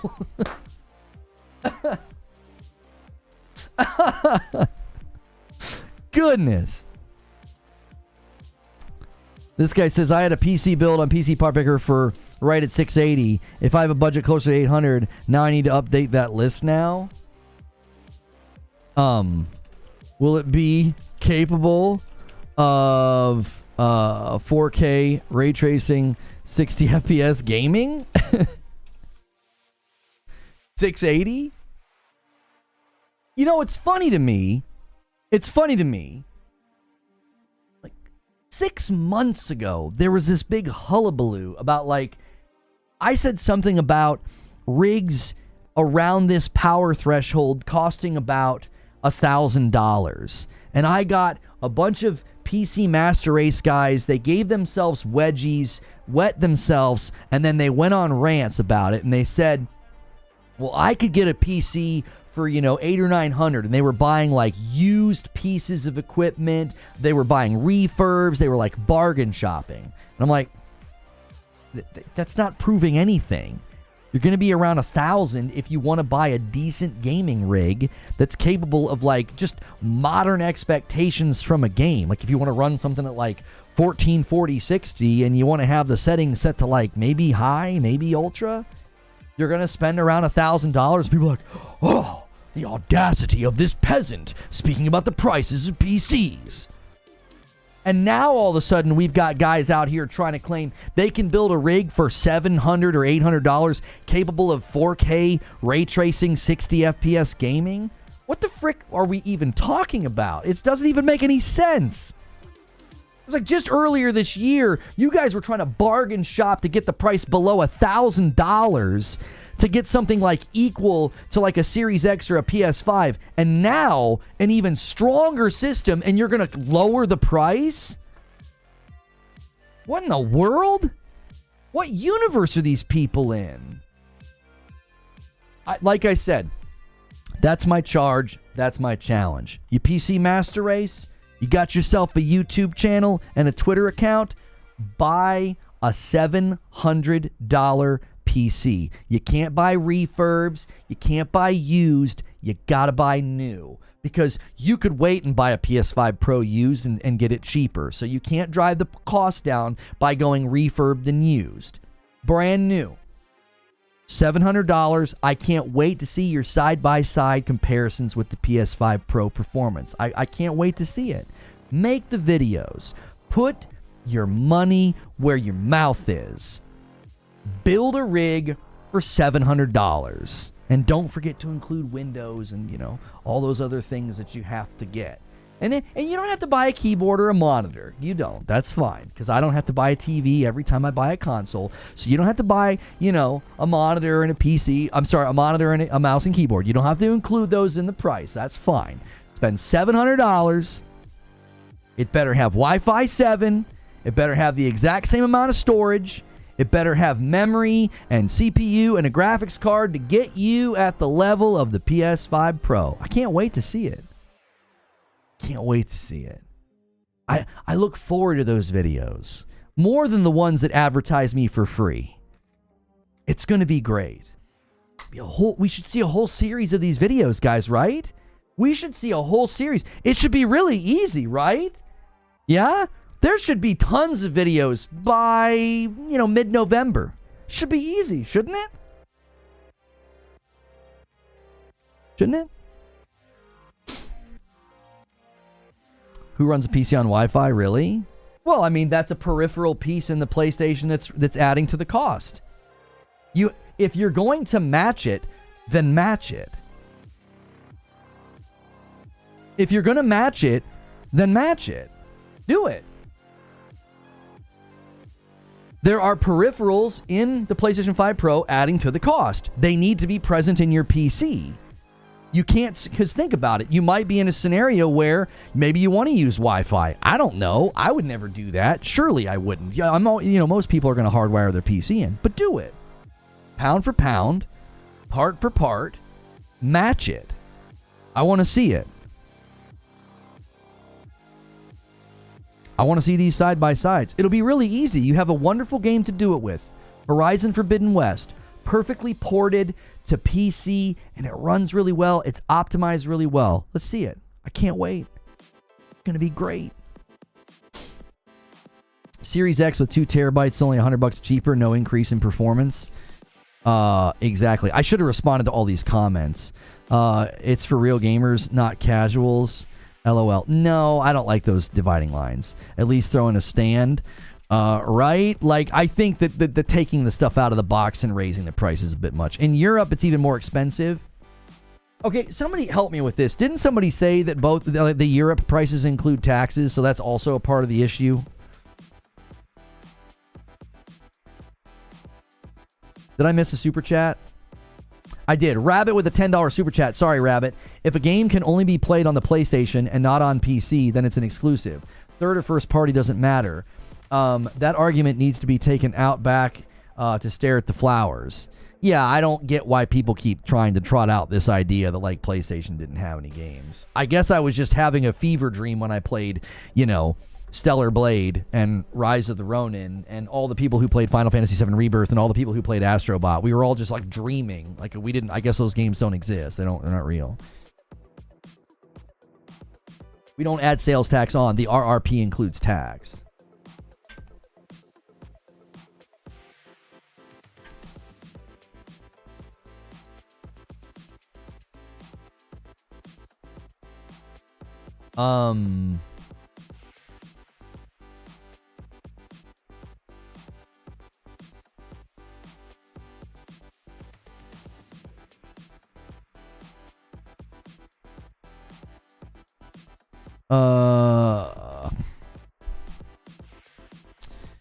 Donnie says, yes, Tom, the Pro will have fidelity options with the bells and whistles cranked to 11. What a great piece of insight you've offered here.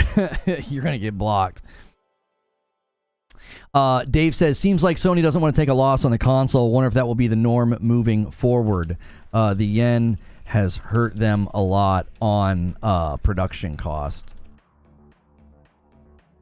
Like, the yen continues to make it really, really hard for them on production costs. So, yeah, they're not going to drop price on the standard. They're not. They don't want... Listen, they don't want to take a hit on their hardware, right? They're a hardware company and a gaming company. They're both. They own really good studios, and they have really, really good people in charge of hardware. They're an excellent hardware company. So, they're not going to be like, hey... Like, think about it like this. So, like, Apple is in a similar vein, right? Apple's got their infrastructure, their operating system, their software side, but they also have the hardware side.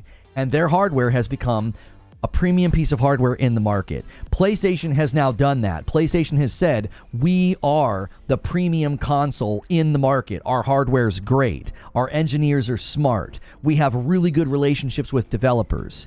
Compare that to what Xbox has been doing with their relationship with third-party developers. You have Phil Spencer blaming Larian for the delay to come to Xbox. You have Microsoft spokespersons passively blaming Game Science for Black Myth Wukong coming to Xbox late. And then PlayStation walks in the room and says, we've done everything we can to give everybody the best possible hardware to build on in the development world.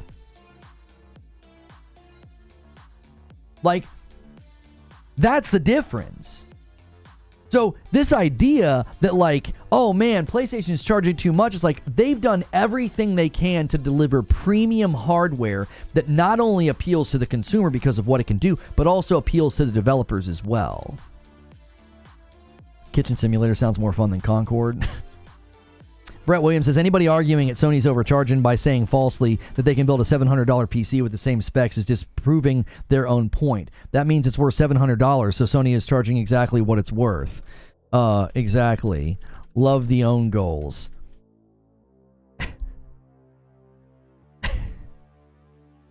Again, the lack of self-awareness when somebody's like, well, I can spend $800 or $900 on a PC that'll be stronger than that. So what you're saying is that $700 is probably the right price. Right? Right?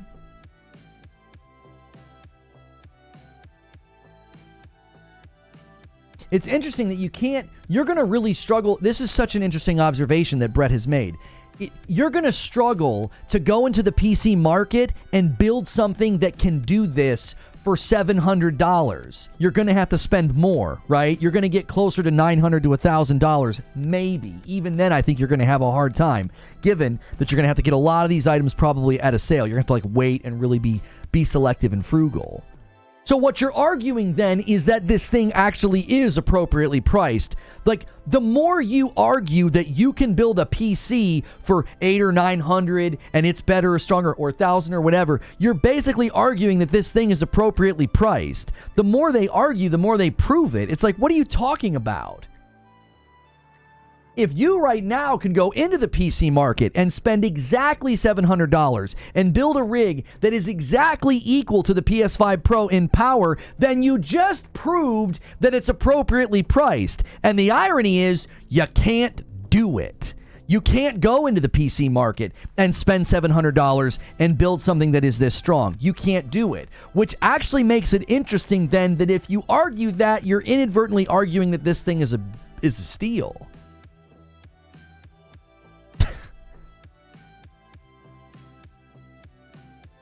PC's better value at $200 more to get the same performance. It's better value to you. Another consumer might see that completely differently. They might not see it being worth the extra $200.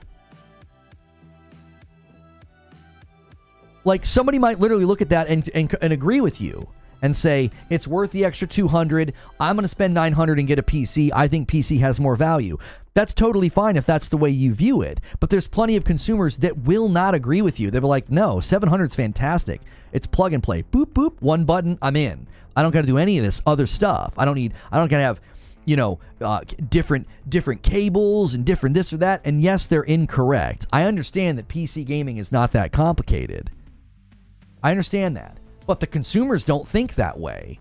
They see a box with a bunch of ports on the back and a bunch of cables and all these lights, and they're like, yeah, no thanks.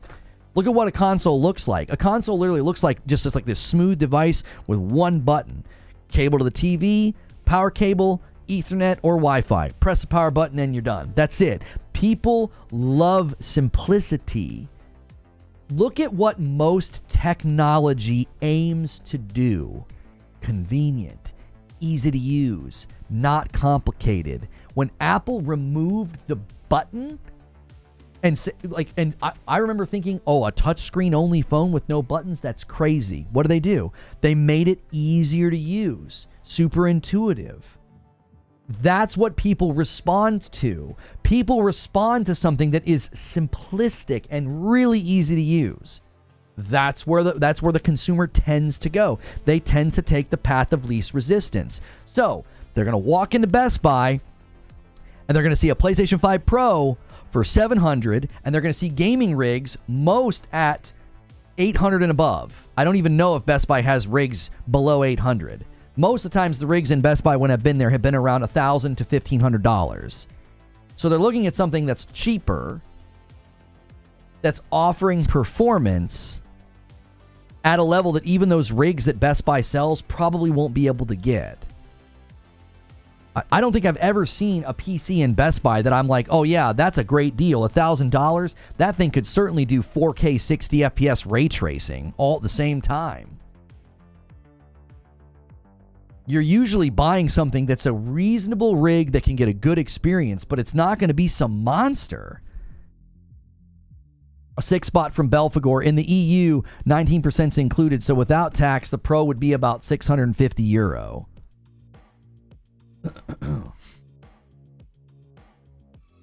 LOL at thinking 60 FPS is good performance. You just sound like somebody who's insecure. Like, if you think going above 60 is good performance and that's what you like LOL at thinking 60 FPS is good performance. Most televisions are set to 60 hertz refresh, and people are playing games at that level. That's what people are good with. I think the sweet spot, I've said for the longest time, I think the sweet spot's 1440 60. 60's nice. 60 looks good. It looks smooth. Certainly 120, once you get used to it. Certainly 120 is smoother, but I think 60's just fine. Like, your preferences, having to defend your preferences by insulting people who don't agree with your preferences is just a sign of insecurity. It's being emotionally immature. Again, you're just acting like a boy. That's like little boy energy. Like a baby. That's not like a man. If you're secure in what you like and what you love, you don't have to cut down what other people like. Like, be a man. You know what I mean? Pull up your pants, talk straight, and be a man.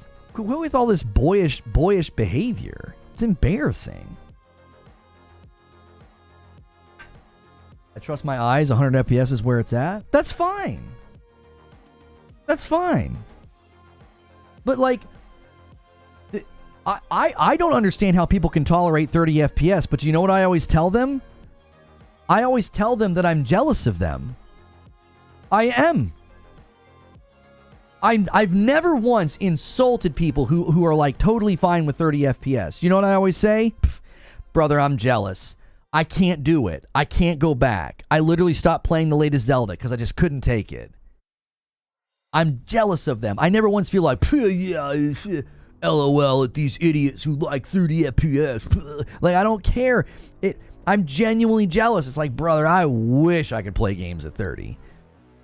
Because those quality modes are nice. They look nice. And then you move, and they don't. Can you be honest about the no disk drive and no stand? I've been honest all day today, and that's the one thing I have agreed with and have been critical of. They should have included the disk drive. I said it in my upload, and I've said it in the stream many, many times. I've not once said anything today that hasn't been honest. I tell you what I think. I shoot straight with people. I don't give you BS, obfuscated talking points and spin. It's what I think. It's like, yep, I think they should have put the disk drive in there. They are posturing and they are acting like Apple. And when you earn that right in the market, that's what companies are going to do. Apple started taking things out of the box. They started charging more for their stuff. Why? Because they can. Because they can. No need for the Pro. You don't need any premium technology. What are you talking about? You don't need an Apple Watch. You don't need the latest video card. You don't need the best television. You don't need the latest iPhone. You don't need the latest console. These are all luxury items. You don't need any of them. Like when I went into the store and looked at the Apple Watch and looked at the price, I wasn't like, well, I need it, and swiped the credit card. No, I walked out without one. I said, that's too much. It's not the value I'm going to get from it isn't worth the price. It isn't worth the price. And so I walked out without one. I didn't get angry and feel entitled to the device at a lower cost. Troll with a 5-spot says, so what I'm getting from all this is the Pro is actually the best $700 PC rig out there. Oh, that's going to make them big mad. I said that in my video. I said this is actually a PC gaming rig alternative. It is. I don't care how many times I get clipped. I don't care how many times. These guys are so predictable. Their scripts are predictable. Their content's predictable. It's all rote, rehearsed garbage. I don't care. This is a PC gaming alternative. It is. Go price out PC gaming rigs right now. Most of them start at 800. Most of them, you're going to at least bump up to the 900 to the 1,000 range, and then they go up from there. Go do it. Go price them out, and then look at what this thing can do for 700. It's a genuine alternative. For the first time in the history of consoles versus PC, we have a genuine alternative, and it's priced very well considering what it's going to deliver.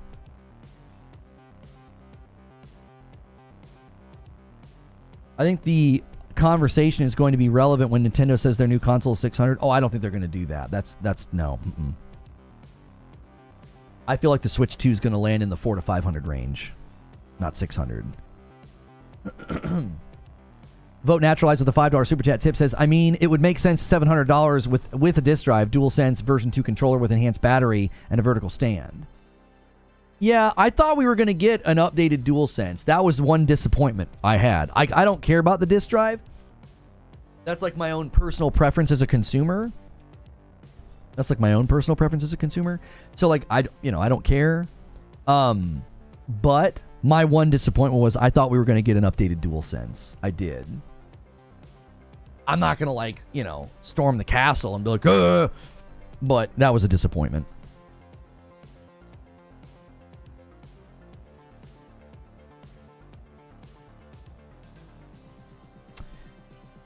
You never dare to troll to a debate? What are you talking about? I debate people all day. I give, you know, trolls a little bit of time. 4K 120 hertz PS5. What are you trying to show me here? Are you just trying to show me current performance of a PlayStation 5, Louis? Did you see the title of IGN's video this morning? Insane. I did not. Thank you for the $5 super chat tip. Guys, we have a standing gauntlet. I don't know if any of the big boys are here. These are good days to gift members because there's tons of people here. If you guys can get this to 400 members today, I'm dropping a 50 bomb. So let's see if we can get a little train started. Let's go see what's old IGN doing? Oh, what are they saying? Let's see. Let's go to their videos.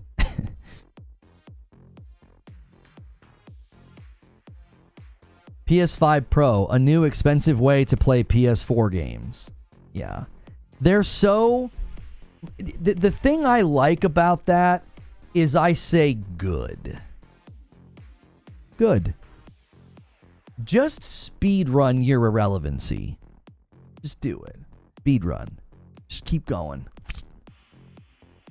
Just go. Did they have that same attitude when one of the main selling points of the Series X was like FPS boost and backwards compatibility? Should we do a receipt check on IGN? It's usually very profitable to pull receipts on outlets like that. It's really, really beneficial. I wonder what their attitude and their posture was when, like, one of the primary selling points of the Series X was FPS boost, backwards compatibility. And now all of a sudden, because one of the selling points, if you go read the PlayStation blog about the PlayStation 5 Pro, one of the selling points is the automatic boost to all these old games, right? So they're going to frame it as like, well, yeah, that's the reason to buy this. Haha, it's a real expensive way to play PS4 games. You know what's going to be really fun to watch? Watching IGN have to review brand new first-party studio games that are PS5 Pro enhanced. I can't wait to see your reviews, IGN. Oh, it'll be great. It'll be as tasty as those community notes that you get all the time on Twitter, you tabloid. First to fire with a $5 super chat tip. I don't want to buy the disk drive. Bundle it in a discount for people. Bundle it 50%. See how many buy it. I mean, it's selling like crazy right now.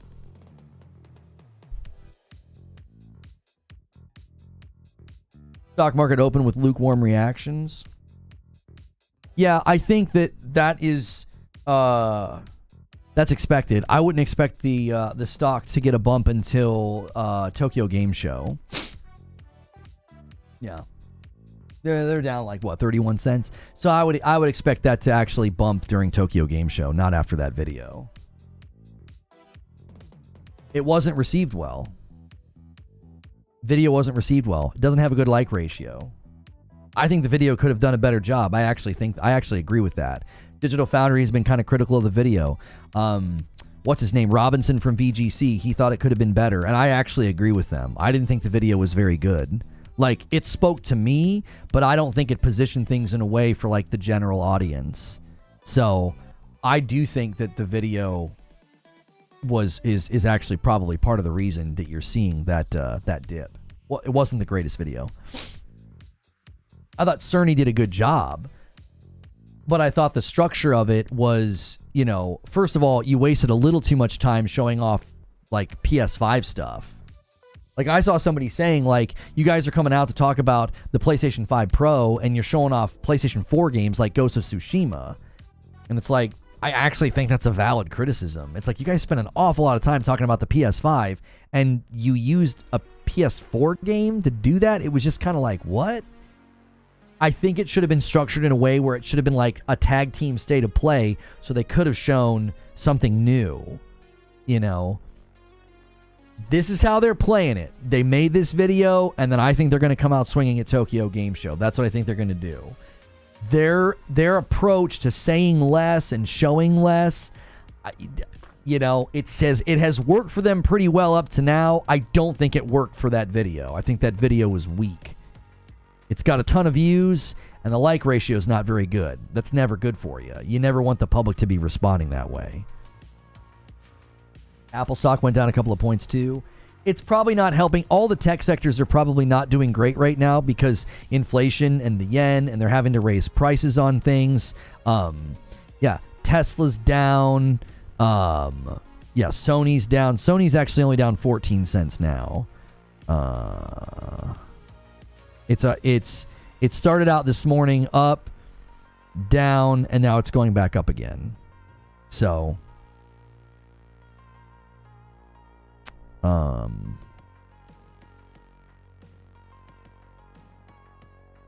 Vote Naturalized says, do you think Sony are targeting the gamers with high-end TVs and not PC? If that's the case, then yeah, it's marketing to a very limited gamer. Well, the interesting thing was that Cerny pointed that out.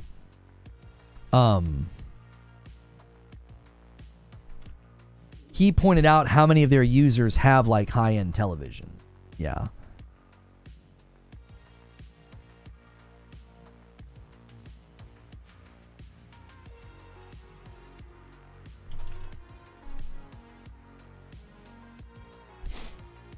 There's so much negative feedback on the internet about the $700 price tag. While I am not the target audience for the PS5 Pro, I think the price is reasonable for the performance Sony is pushing at 4K 60. You would have to spend about $1,000 plus for equivalent performance on a PC. Correct me if I'm wrong. I don't think most $1,000 rigs are hitting 4K 60 FPS, to be honest. Yeah, I don't think most $1,000 rigs are doing 4K 60. There are high-end rigs that are trying to push 4K 60 in some games, and it's tough. Either with the optimization or the ray tracing, something's always going to pull the frames down. Something's always going to pull performance down. 4K 60 is tough. And even on PCs, you're going to be using upscaling to get there. Nobody, that's another thing people keep talking about. It's like, oh, it's not native. It's not native. And it's like, even people trying to run 4K on PCs aren't trying to run native.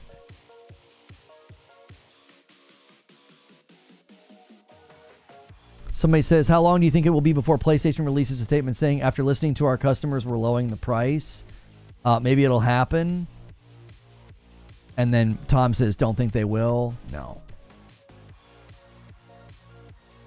Japanese company, man. They're not going to come out and apologize for a high-priced premium item. There it is. Couldn't have said it better in any good comments. Thank you. I'm trying to reply to some of your guys' comments on the video.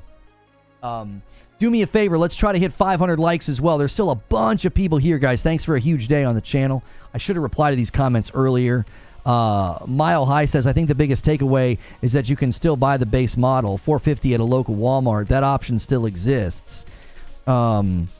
Exactly. This is a premium upgrade tech option. It isn't going to be cheap. It's not going to be cheap. Like, look at how quick the price goes up on. Let's just look at an Apple Watch. Look at how quick the price goes up. $250, $400, and then it doubles for the Big Daddy. It doubles. Like, this is what you're buying. You're buying the top shelf. You're buying the Big Daddy. It's not going to be cheap. It isn't. To expect it to be cheap is weird. It's weird energy. You're like, oh, I should be cheaper than that. 22 months from Brett. Thank you guys so much. Those videos a joke. Listen, my favorite thing about this is they're going to do, a lot of these people, they're going to do the same thing they did when they were running with the narrative that the Xbox was going to run circles around the PlayStation 5. And now they all want to ignore what they were saying. Teraflops this and blah, blah, blah. The beauty of what's happening right now, people are paying more attention to this, and all they're doing is expediting their irrelevancy. people are going to get tired of listening to somebody who's just shoveling BS because they have a bias against a company. They're just going to get tired of it because this thing's going to come out. It's going to sell well. It's going to get hit. It's going to be hitting high thresholds of performance, and people are going to be like, man, all these people that were saying this months ago, how wrong they turned out to be. People are going to get real tired of the BS. They're going to get tired of it. How many people bought a Series S after hearing it was going to run circles around the PlayStation 5 and are thinking, man, I listened to the wrong people. I listened to a bunch of idiots. It's going to happen again. All these people are going to eat crow in about, I don't know, 4 to 6 months. Because once first-party studios start dropping games the second half of this generation and they're PS5 Pro enhanced, all these people are going to look real dumb. Anybody with any degree of deduction and analysis knows they look dumb right now. It's just a matter of time before that check comes due and everybody says, yeah, you're dumb. Your take on this was way off. Like, it's just continuing to happen. It's why a lot of the outlets, especially, it's why their relevancy is going down. It's why their click rates are going down.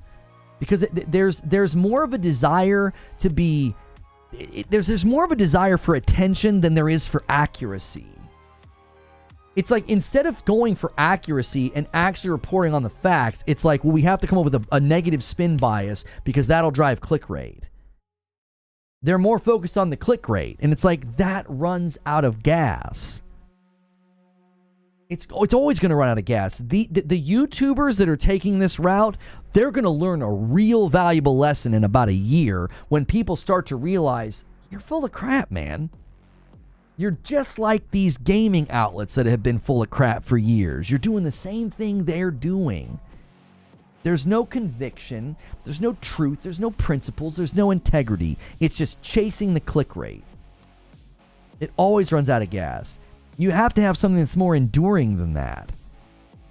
If that's all you're ever doing with your content, that always runs out of steam. It's vapor. There's nothing of substance to it. Gavin says, I'd love to see specs of a rig being used by every PC nerd who complains about how weak and expensive consoles are. Xbox new system in 2026. Maybe. This is the early adopter price. They plan to drop it after a year? No. I don't think so. Press X to doubt. I don't think they're dropping the price. I'll just keep my OG PS5 with a disk drive. Not a bad choice. The PS5 is still a great system. You know, I've got 2. I'm going to keep them. They're going to basically become my kids. Can you explain market disruptive? I don't follow your argument there. So right now, developing games is sort of going through what I feel is an evolution, because we have engine changes, we have technology changes, and developers are trying to figure out the path forward. And I believe what Mark Cerny is doing is he is creating a latent magnetism to their platform. So if you're wanting to push 4K, if you're wanting to push ray tracing, they're going to become the de facto platform to build for. And I believe that will be disruptive. I believe there will be a shift in where people want to build games. Because right now we're going through the evolution, and the evolutionary pains of that has been UE5 performance optimization has been very inconsistent. Ray tracing just tanks performance. Consoles not even really having the full suite of ray tracing features. Right? So I feel that what Cerny is doing with their platform is going to cause, right now what we've seen with PlayStation is dominance with respect to consumers. I believe the next wave will be developers. Acceleration away from Xbox, and maybe even PC. Like, PlayStation will be more of a priority for some developers. They'll develop for PlayStation first. I think you'll see more people do like what Square has done with Final Fantasy. It'll go to PlayStation first, and then they'll bring it to PC later. I think more developers are going to start doing that. I think what Cerny has done is very winsome. I think developers are going to respond strongly to it. And when you look at the ever-changing landscape of PC and all the different combinations and all of the different things that you can harness, whether it's, DLSS or FSR or, the latest card or the latest drivers, like all of that, I think you're going to start to see developers shift and say building for here first is more efficient and it's a better use of our budget. You also have to consider another factor in my prediction is that development costs are going up. So studios and publishers are going to find ways to shrink cost. A great way to shrink cost is to shrink your bandwidth and build for one system. So where do you think they're going to go? Well, they're going to go to a system that has listened to their needs and their wants. So not only are they now building for one system, lowering budget, they're now building more efficiently and more quickly and getting more efficiency out of their bandwidth, therefore making it an easy decision for them to be like, we should be building for PlayStation first. Like, that's what I think is going to happen. When we saw those first leaks about PS5 Pro and they were going to do accelerated ray tracing, I was like, there you go. That's market disruption right there. Cerny's going underground and he's trying to uproot allegiance and say, you want to build for us first because we're going to give you the tools to do all these things you want to do. I'd say that's been happening with or without the Pro. I would say the Pro is going to accelerate it. I would say the Pro is going to accelerate it. Like Fortnite accelerated Ninja's career, I think the Pro is going to accelerate that switch. Like, I think you're going to see developers say, the best way for us to save money is to go over there and build for them. They have a great platform. They have consumers that like to buy games, and their sales trajectories are strong. That's a great platform to build for. You want to build for Xbox? Their platform is shrinking, and they blame you if you come late because of the Series S. You got to wrangle with the Series S. You got less people buying. Their hardware sales are going down, and then publicly, they are publicly antagonistic to third-party developers, like Phil was to Larian, and like the Microsoft spokesperson was to Game Science. I can't believe there could be a single third-party developer right now that's like, yeah, I really would like to build for Xbox, as they publicly antagonize and blame studios if they come to their platform late. Hey, you got to do more work when you develop for our platform because of the Series S. And if you can't quite make it on time, we're going to publicly say there's no hardware problem and make it seem like it's a you problem. And then PlayStation standing over here, Mark Cerny's arms open wide saying, listen, you guys wanted this? I gave it to you. You want to do more ray tracing? I gave it to you. You want to start to bridge the gap between your quality modes and your performance modes? I gave it to you. It's the opposite. PlayStation's quite literally the opposite. Xbox is like, we have a weaker system you have to wrangle with. And PlayStation's like, we have a stronger system that's going to let you do the things you want to do. It's like they're on the opposite ends of the spectrum of what they offer the developers. Why do you think first-party studios are so slow to bring games to market from Xbox's side? Because they didn't make a system that was based on developmental need. Mark Cerny, his strategy quite literally has turned the undercurrent tide of where developers want to go. And it's going to keep happening. This is why Xbox just left the competition and said, we're going to spend money and we're going to publish. And we're going to focus on cloud and ecosystem and mobile. Like, Xbox basically said, we're going to lose this fight. We already have lost the fight. Lona forgets the OG PS5 is what devs work first on, 65 million. Right. I want you to think long forecast, though, Albania. I'm thinking long forecast. If they start interacting with the advanced ray tracing and the PSSR, do you know what that is? That's going to be on the PlayStation 6.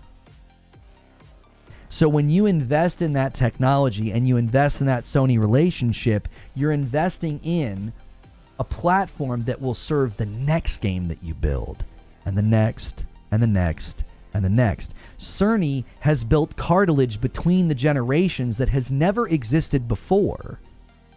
It's always a bit of a raucous shift when it's like, oh, we have a generational shift. It's like, and like all of a sudden you got people that are like, we've been working on our game for a really long time and we made it for your previous console, right? We can't make it for the next console. Guess what Cerny's going to say? No, that's no problem. You've been building games and interacting with PSSR and advanced ray tracing, and that's going to be on the PlayStation 6, and it's just going to boost things all the more. The PSSR targets for PlayStation 6 is like 4K 120, 8K 60. Don't you see what he's done? Don't you see? We've never had that before. Developers are going to really like that because it creates a smoother transition point between the generations. They don't have to suddenly start developing for a completely different dev kit. This is Cerny pushing AMD to catch up because Sony doesn't want to be left behind NVIDIA. I think that's another angle as well.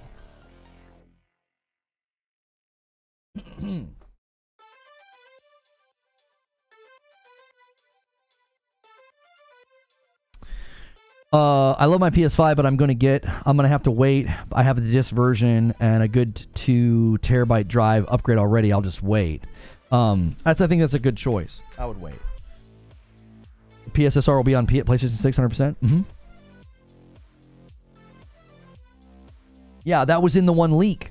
PSSR is a long tail investment. It's a long tail investment. The PSSR technology is an investment in the future of the PlayStation platform. It's not just a gimmick for the Pro. That's fine.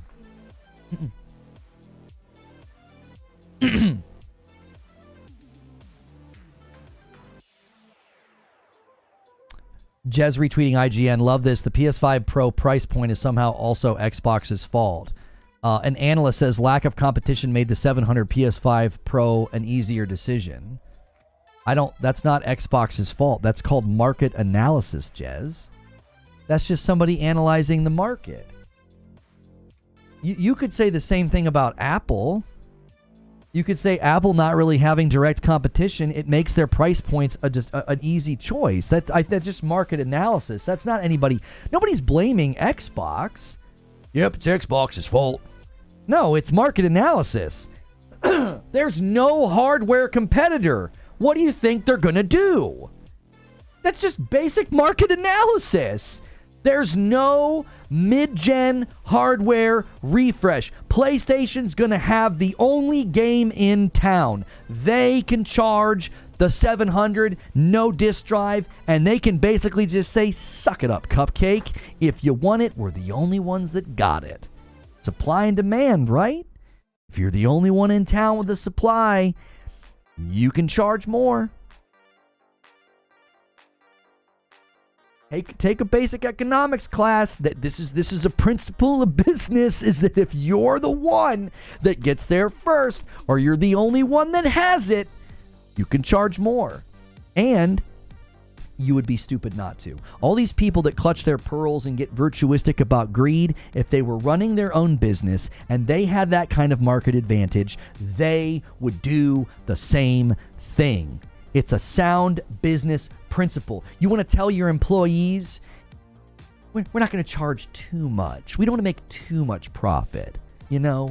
Business solvency, reinvestment, healthy margins to protect us for, future fluctuations in the market.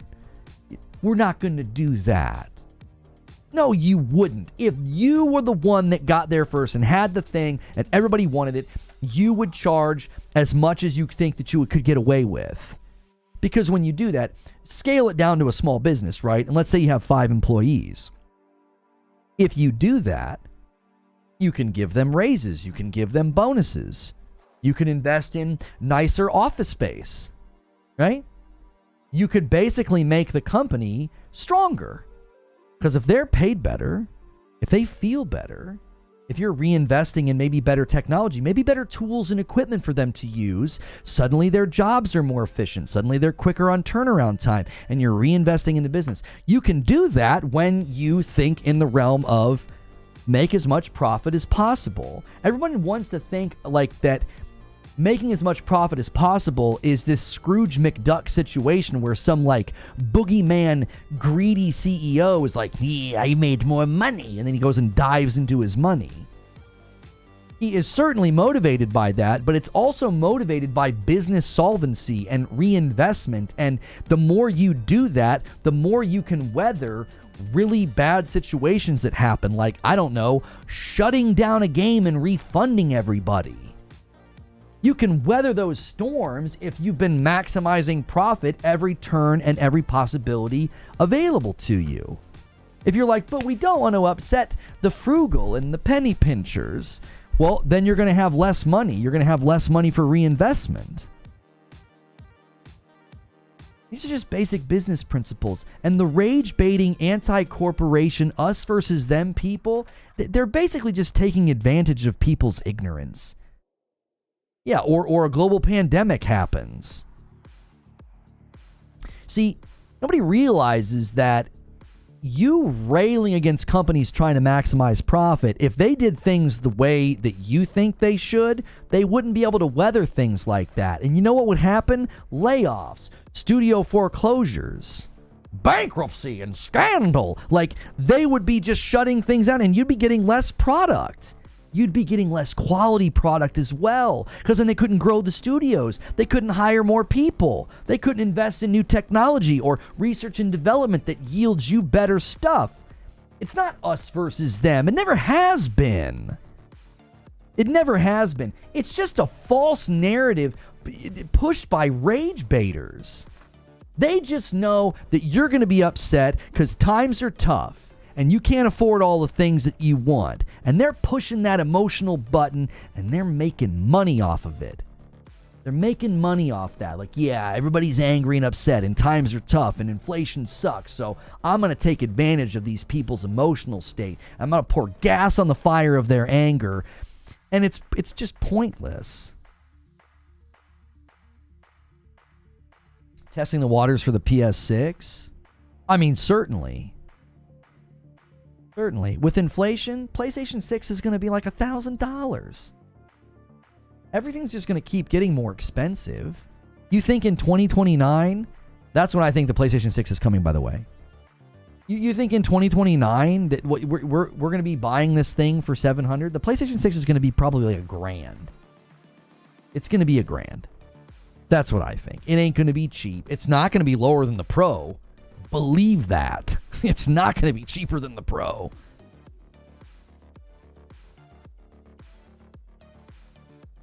The PlayStation Pro pre-orders will be locked to PlayStation Direct for 2 weeks per the blog. Seems like they are trying to combat scalpers. Good, because I want one. They want you to spend over $800 for your games to look 15% better. I don't think anyone can defend this. It's like selling you a phone without a camera in it and telling you to buy it for the price of. In fact, even get a standard. This is crazy. Early adopters just laugh at this premise. Early adopters are just laughing at you. They're like, "What do you mean? I want the best. Yeah, I'll pay. I don't care." And where'd you get the 15% number anyway? Stop saying stand is sold separately. It's the vertical stand. The horizontal, which you should be using anyway, comes with the console.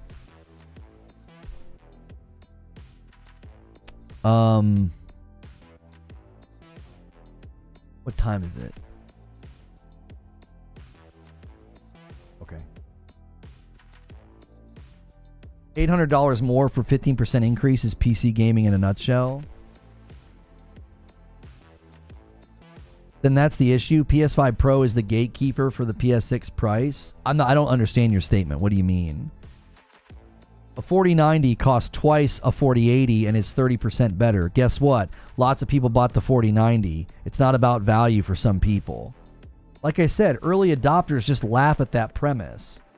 They're laughing at you. They're laughing at you. It's ridiculous to spend this kind of money and only get this much of a performance boost. And the early adopters are like, what? And they swipe their credit card.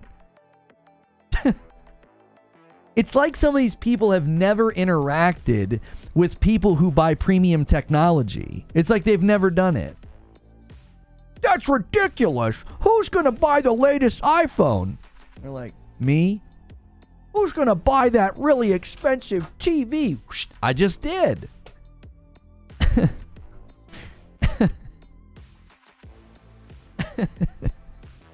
Is it going to look prettier, shinier, faster? Give me it. There are huge portions of the consumer base that are like that. I can't hear the haters over my 8K. That's what I'm saying. That's what I'm saying, bro.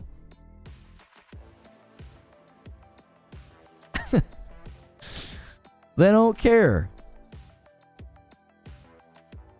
PS5 Pro will definitely affect the PS6 because the PS6 will 100% be more than 7800.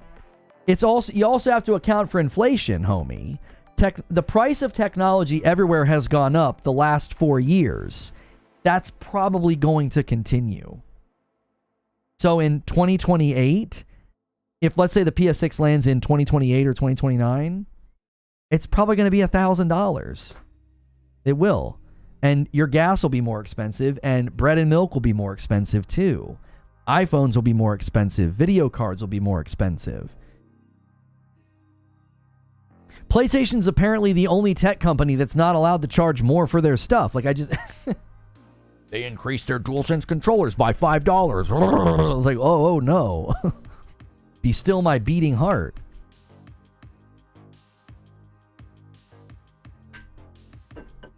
Apple is worth 3.3 trillion for a reason, supply and demand.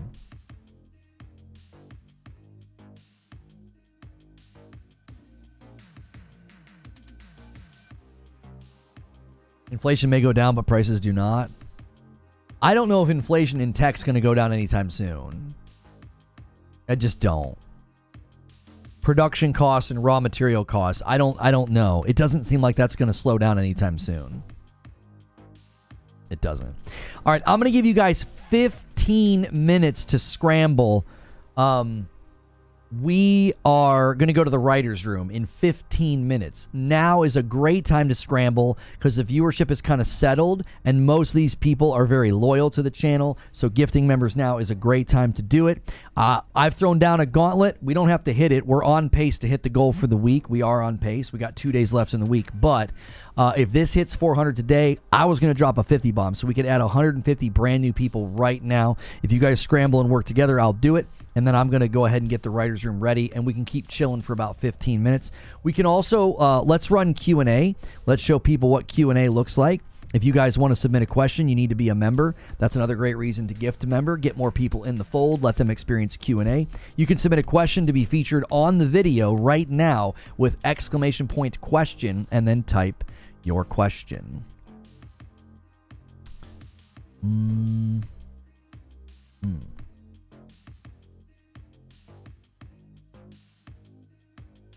Did you hear that the newest premium Steam Deck is $700? Well, I saw a premium Steam Deck with an OLED for $650, and then an Asus ROG Ally's $800. Where's the pearl clutching over those prices? $700 is a fair price for increased storage and graphics improvement, but I'll stick with my PS5 since I'll get all the pro benefits when I get my PS6 at launch. Yo, what's good, Joseph? Good to see you.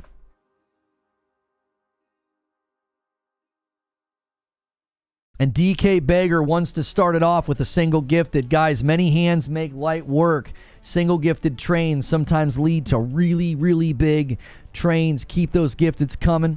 Also, if you upgrade to Member Plus, I count that in the total. This does not have to be only brand new memberships. It can also be upgrades and renewals.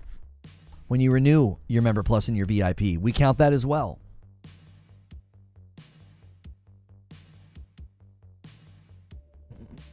Portability over graphics, at least for me. And I'm the exact opposite, Chris. I can't imagine dropping $800 on an Asus ROG Ally. I'm like, no way would I do that. Joker Quinn gifts a member. Joker Quinn and DK Beggar, the original single gifted kings, are here, and they're poking the line. They're like, come on, boys, let's get this. And another one comes in from Cal. We got a 3 gifted single train. Keep it going. We can't get Feed and Dave membership since they've continued to dodge for weeks at a time. They didn't mention the PSVR 2 at all. Cerny did in the CNET hands-on preview. Yeah, he did. He talked about the increase in resolution for PSVR 2. Yeah. Their support for the PSVR 2 has not been very stellar. I've been kind of disappointed in how they've treated it. We need more big first-party releases for it. I like it. It's a great VR device. I've used a Pico, I've used a MetaQuest 3, and I've used a PSVR 2, and I like the PSVR 2 quite a bit. Yeah, YouTube has changed something. I think they're just trying to rotate gifteds because the more you're on a gifted, they probably are more likely than to rotate you off, would be my guess. They put it on PC. It's been put out to pasture. And another gifted comes in from Silent Spartan, keeping the train going. And then another comes in from Roger, renewing his Member Plus, and takes us to 310. There it is. You guys got 11 minutes. 11 minutes. I'm feeling it. I'm going to do a 50 bomb if we can do it. I like dropping those 50 bombs. They're fun. It shoves the whole chat. VIP from Eugene, 3 whole years of membership. Takes the count to 311, and he says, hopefully they nail down the pre-order process, 1 per household, PSN requirement, invite only type of stuff. That's what I'm saying, dude. That's what I'm saying. If you have an active PSN account, you should be first in line. You should be first in line. If you have an inactive PSN account and all you've ever done is buy hardware, it's obvious you're a scalper bot. So like those people should get bumped to the back of the line. They've got to have a way of analyzing that. It should be very easy to tell the difference between like my account and somebody else's account. What's that? Unable to send message? Can you send it without the emoji? Just say hello or something?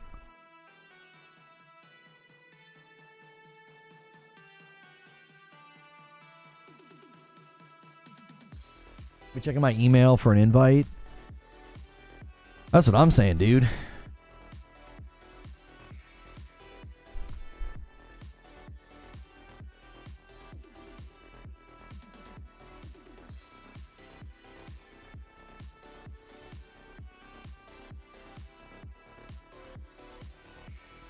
It won't let you? That's so weird. Have you tried to like close out, refresh, and come all the way back in? RTS Rex?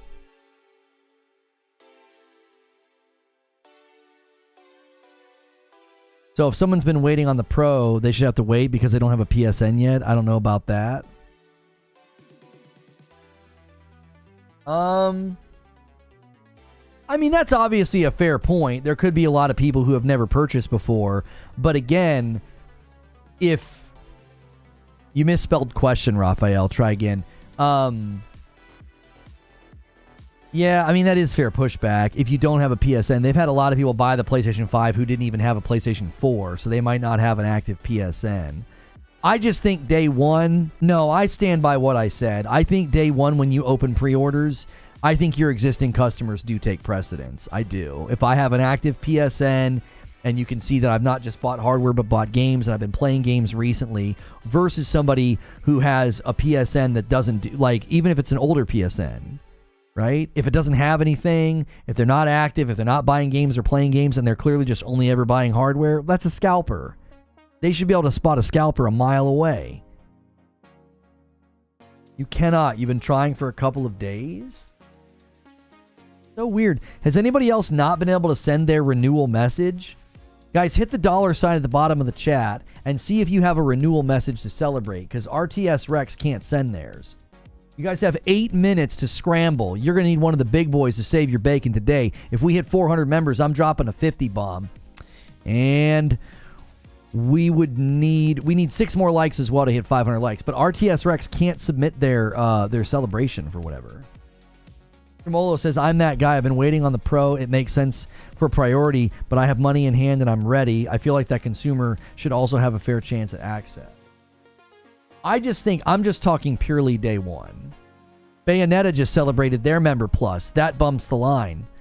Yeah, don't forget to celebrate your memberships. Look, you guys can help with the goal right now.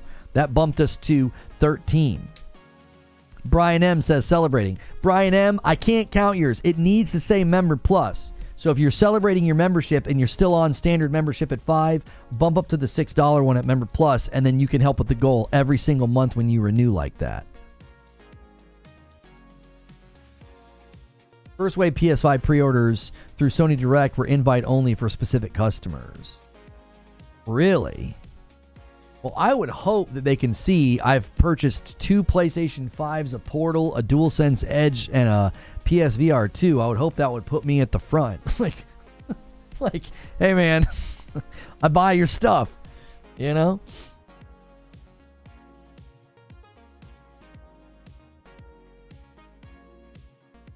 Member Plus from Garrett Green, that bumps the line to 314. You guys can make these goals a lot easier to hit when you're adding those renewal celebrations. As a PlayStation guy, I think the price is too high, but PC guys have no leg to stand on. PCs are the most overpriced thing in gaming. I mean, I don't know if I agree with the opinion that PCs are the most overpriced thing in gaming. I just think they're expensive.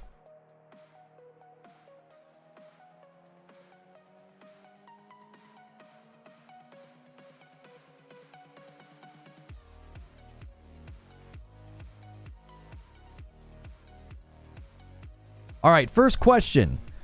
We're doing members only Q&A for the next 10 minutes or so, and you guys can try to hit the big goal that we're trying to hit for today. And we got one that came in from Raphael. What games do you look forward to at Tokyo Game Show? I'll be honest with you.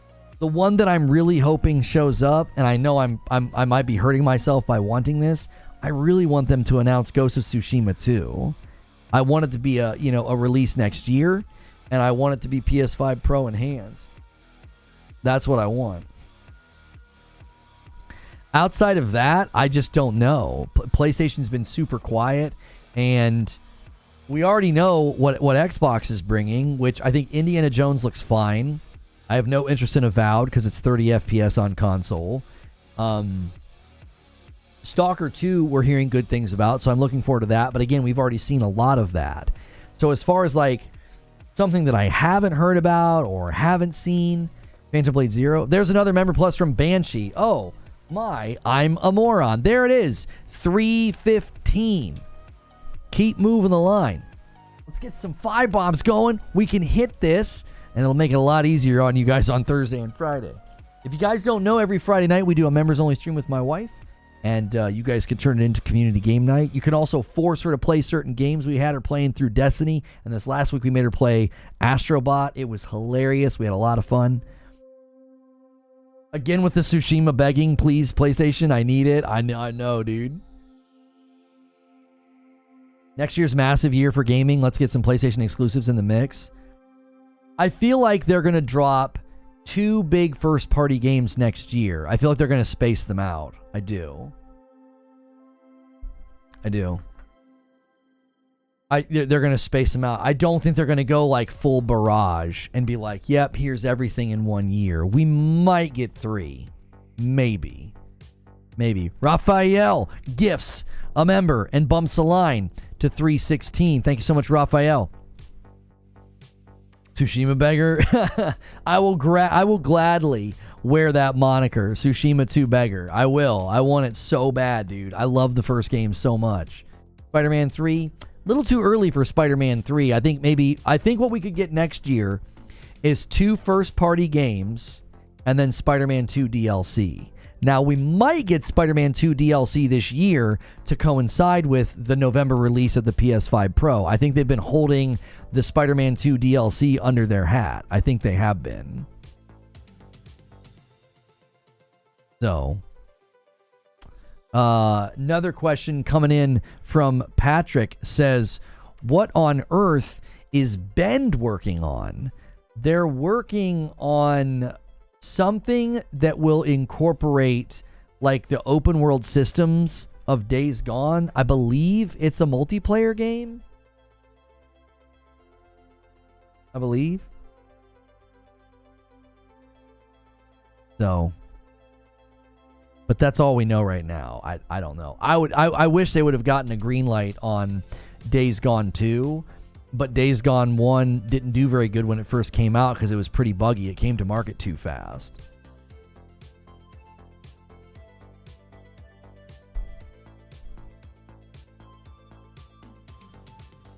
All right, you guys got 5 minutes and we're getting out of here. 5 minutes for the scramble. And then I'm going to spam a link in chat and we're going to go to Writer's Room. Bro kept calling it Last of Us 2 Remake. I heard it today and it was too late. Yeah, it's not the Last of Us Part 2 Remake. It's remaster. Last of Us Part 1 Remake. I've done that multiple times. I end up saying the wrong one.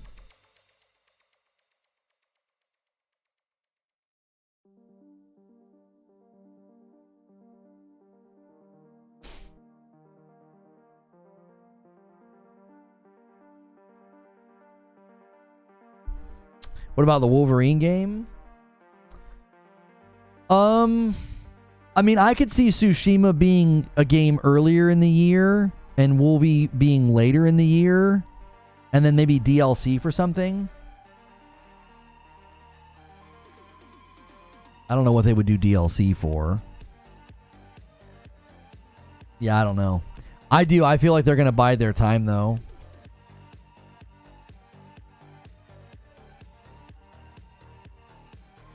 Yeah, in my video, I just accidentally said Last of Us 2 Remake instead of Last of Us 2 Remaster. It's just easy to flip the words in my brain.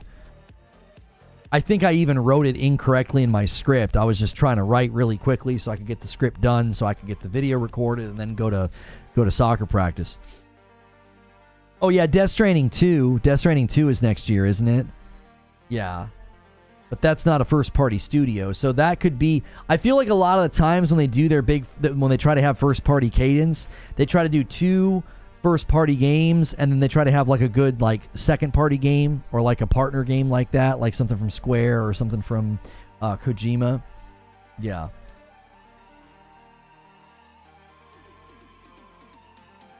Enjoy submitted a question. Nightbot's just being really... Oh, no, there it is. There it is. What has Naughty Dog been working on for 4 years? They better be cooking. I think they have a single-player game that they're working on that is not The Last of Us Part 3, and then we know that they just started working on The Last of Us Part 3. So, yeah. We know that. That's all we know. So, all right, I'm going to spam a link in chat. Let's get out of here. Let's go to the Writer's Room. If you can't come to Writer's Room, that's a great reason to become a member. If you ever decide to do a membership on your own, be sure to pick Member Plus. It gets you access to all of the content, because I actually do extra content for Member Plus and above. I'll answer Zinthos' question, and then we'll get out of here, and I'll spam a link in chat. Zinthos says, could Marathon be considered one of the first-party games from PlayStation next year? I don't know. I don't know if it would be considered a first-party game. Because in their plans, that was not one of their live service games in their plans. That was something that they just sort of inherited with Bungie, and it's also not going to be an exclusive. Marathon will be multi-plat, I believe. I also think Marathon has already been canceled. I think the latest plans from Bungie with respect to Destiny, I think they have already internally canceled Marathon. So... YouTube hate me. You can't gift either. RTS Rex can't gift. We didn't hit the gauntlet, but this is on pace. This is totally fine. I just like to throw those gauntlets down every once in a while. If anybody wasn't able to gift, I'm sorry if YouTube was acting up. RTS Rex said they weren't able to gift. So I'm not sweating it. We are well on pace this week on the gifted member front. So we're ahead by 16. So there's the link in chat. Let's head to Writer's Room.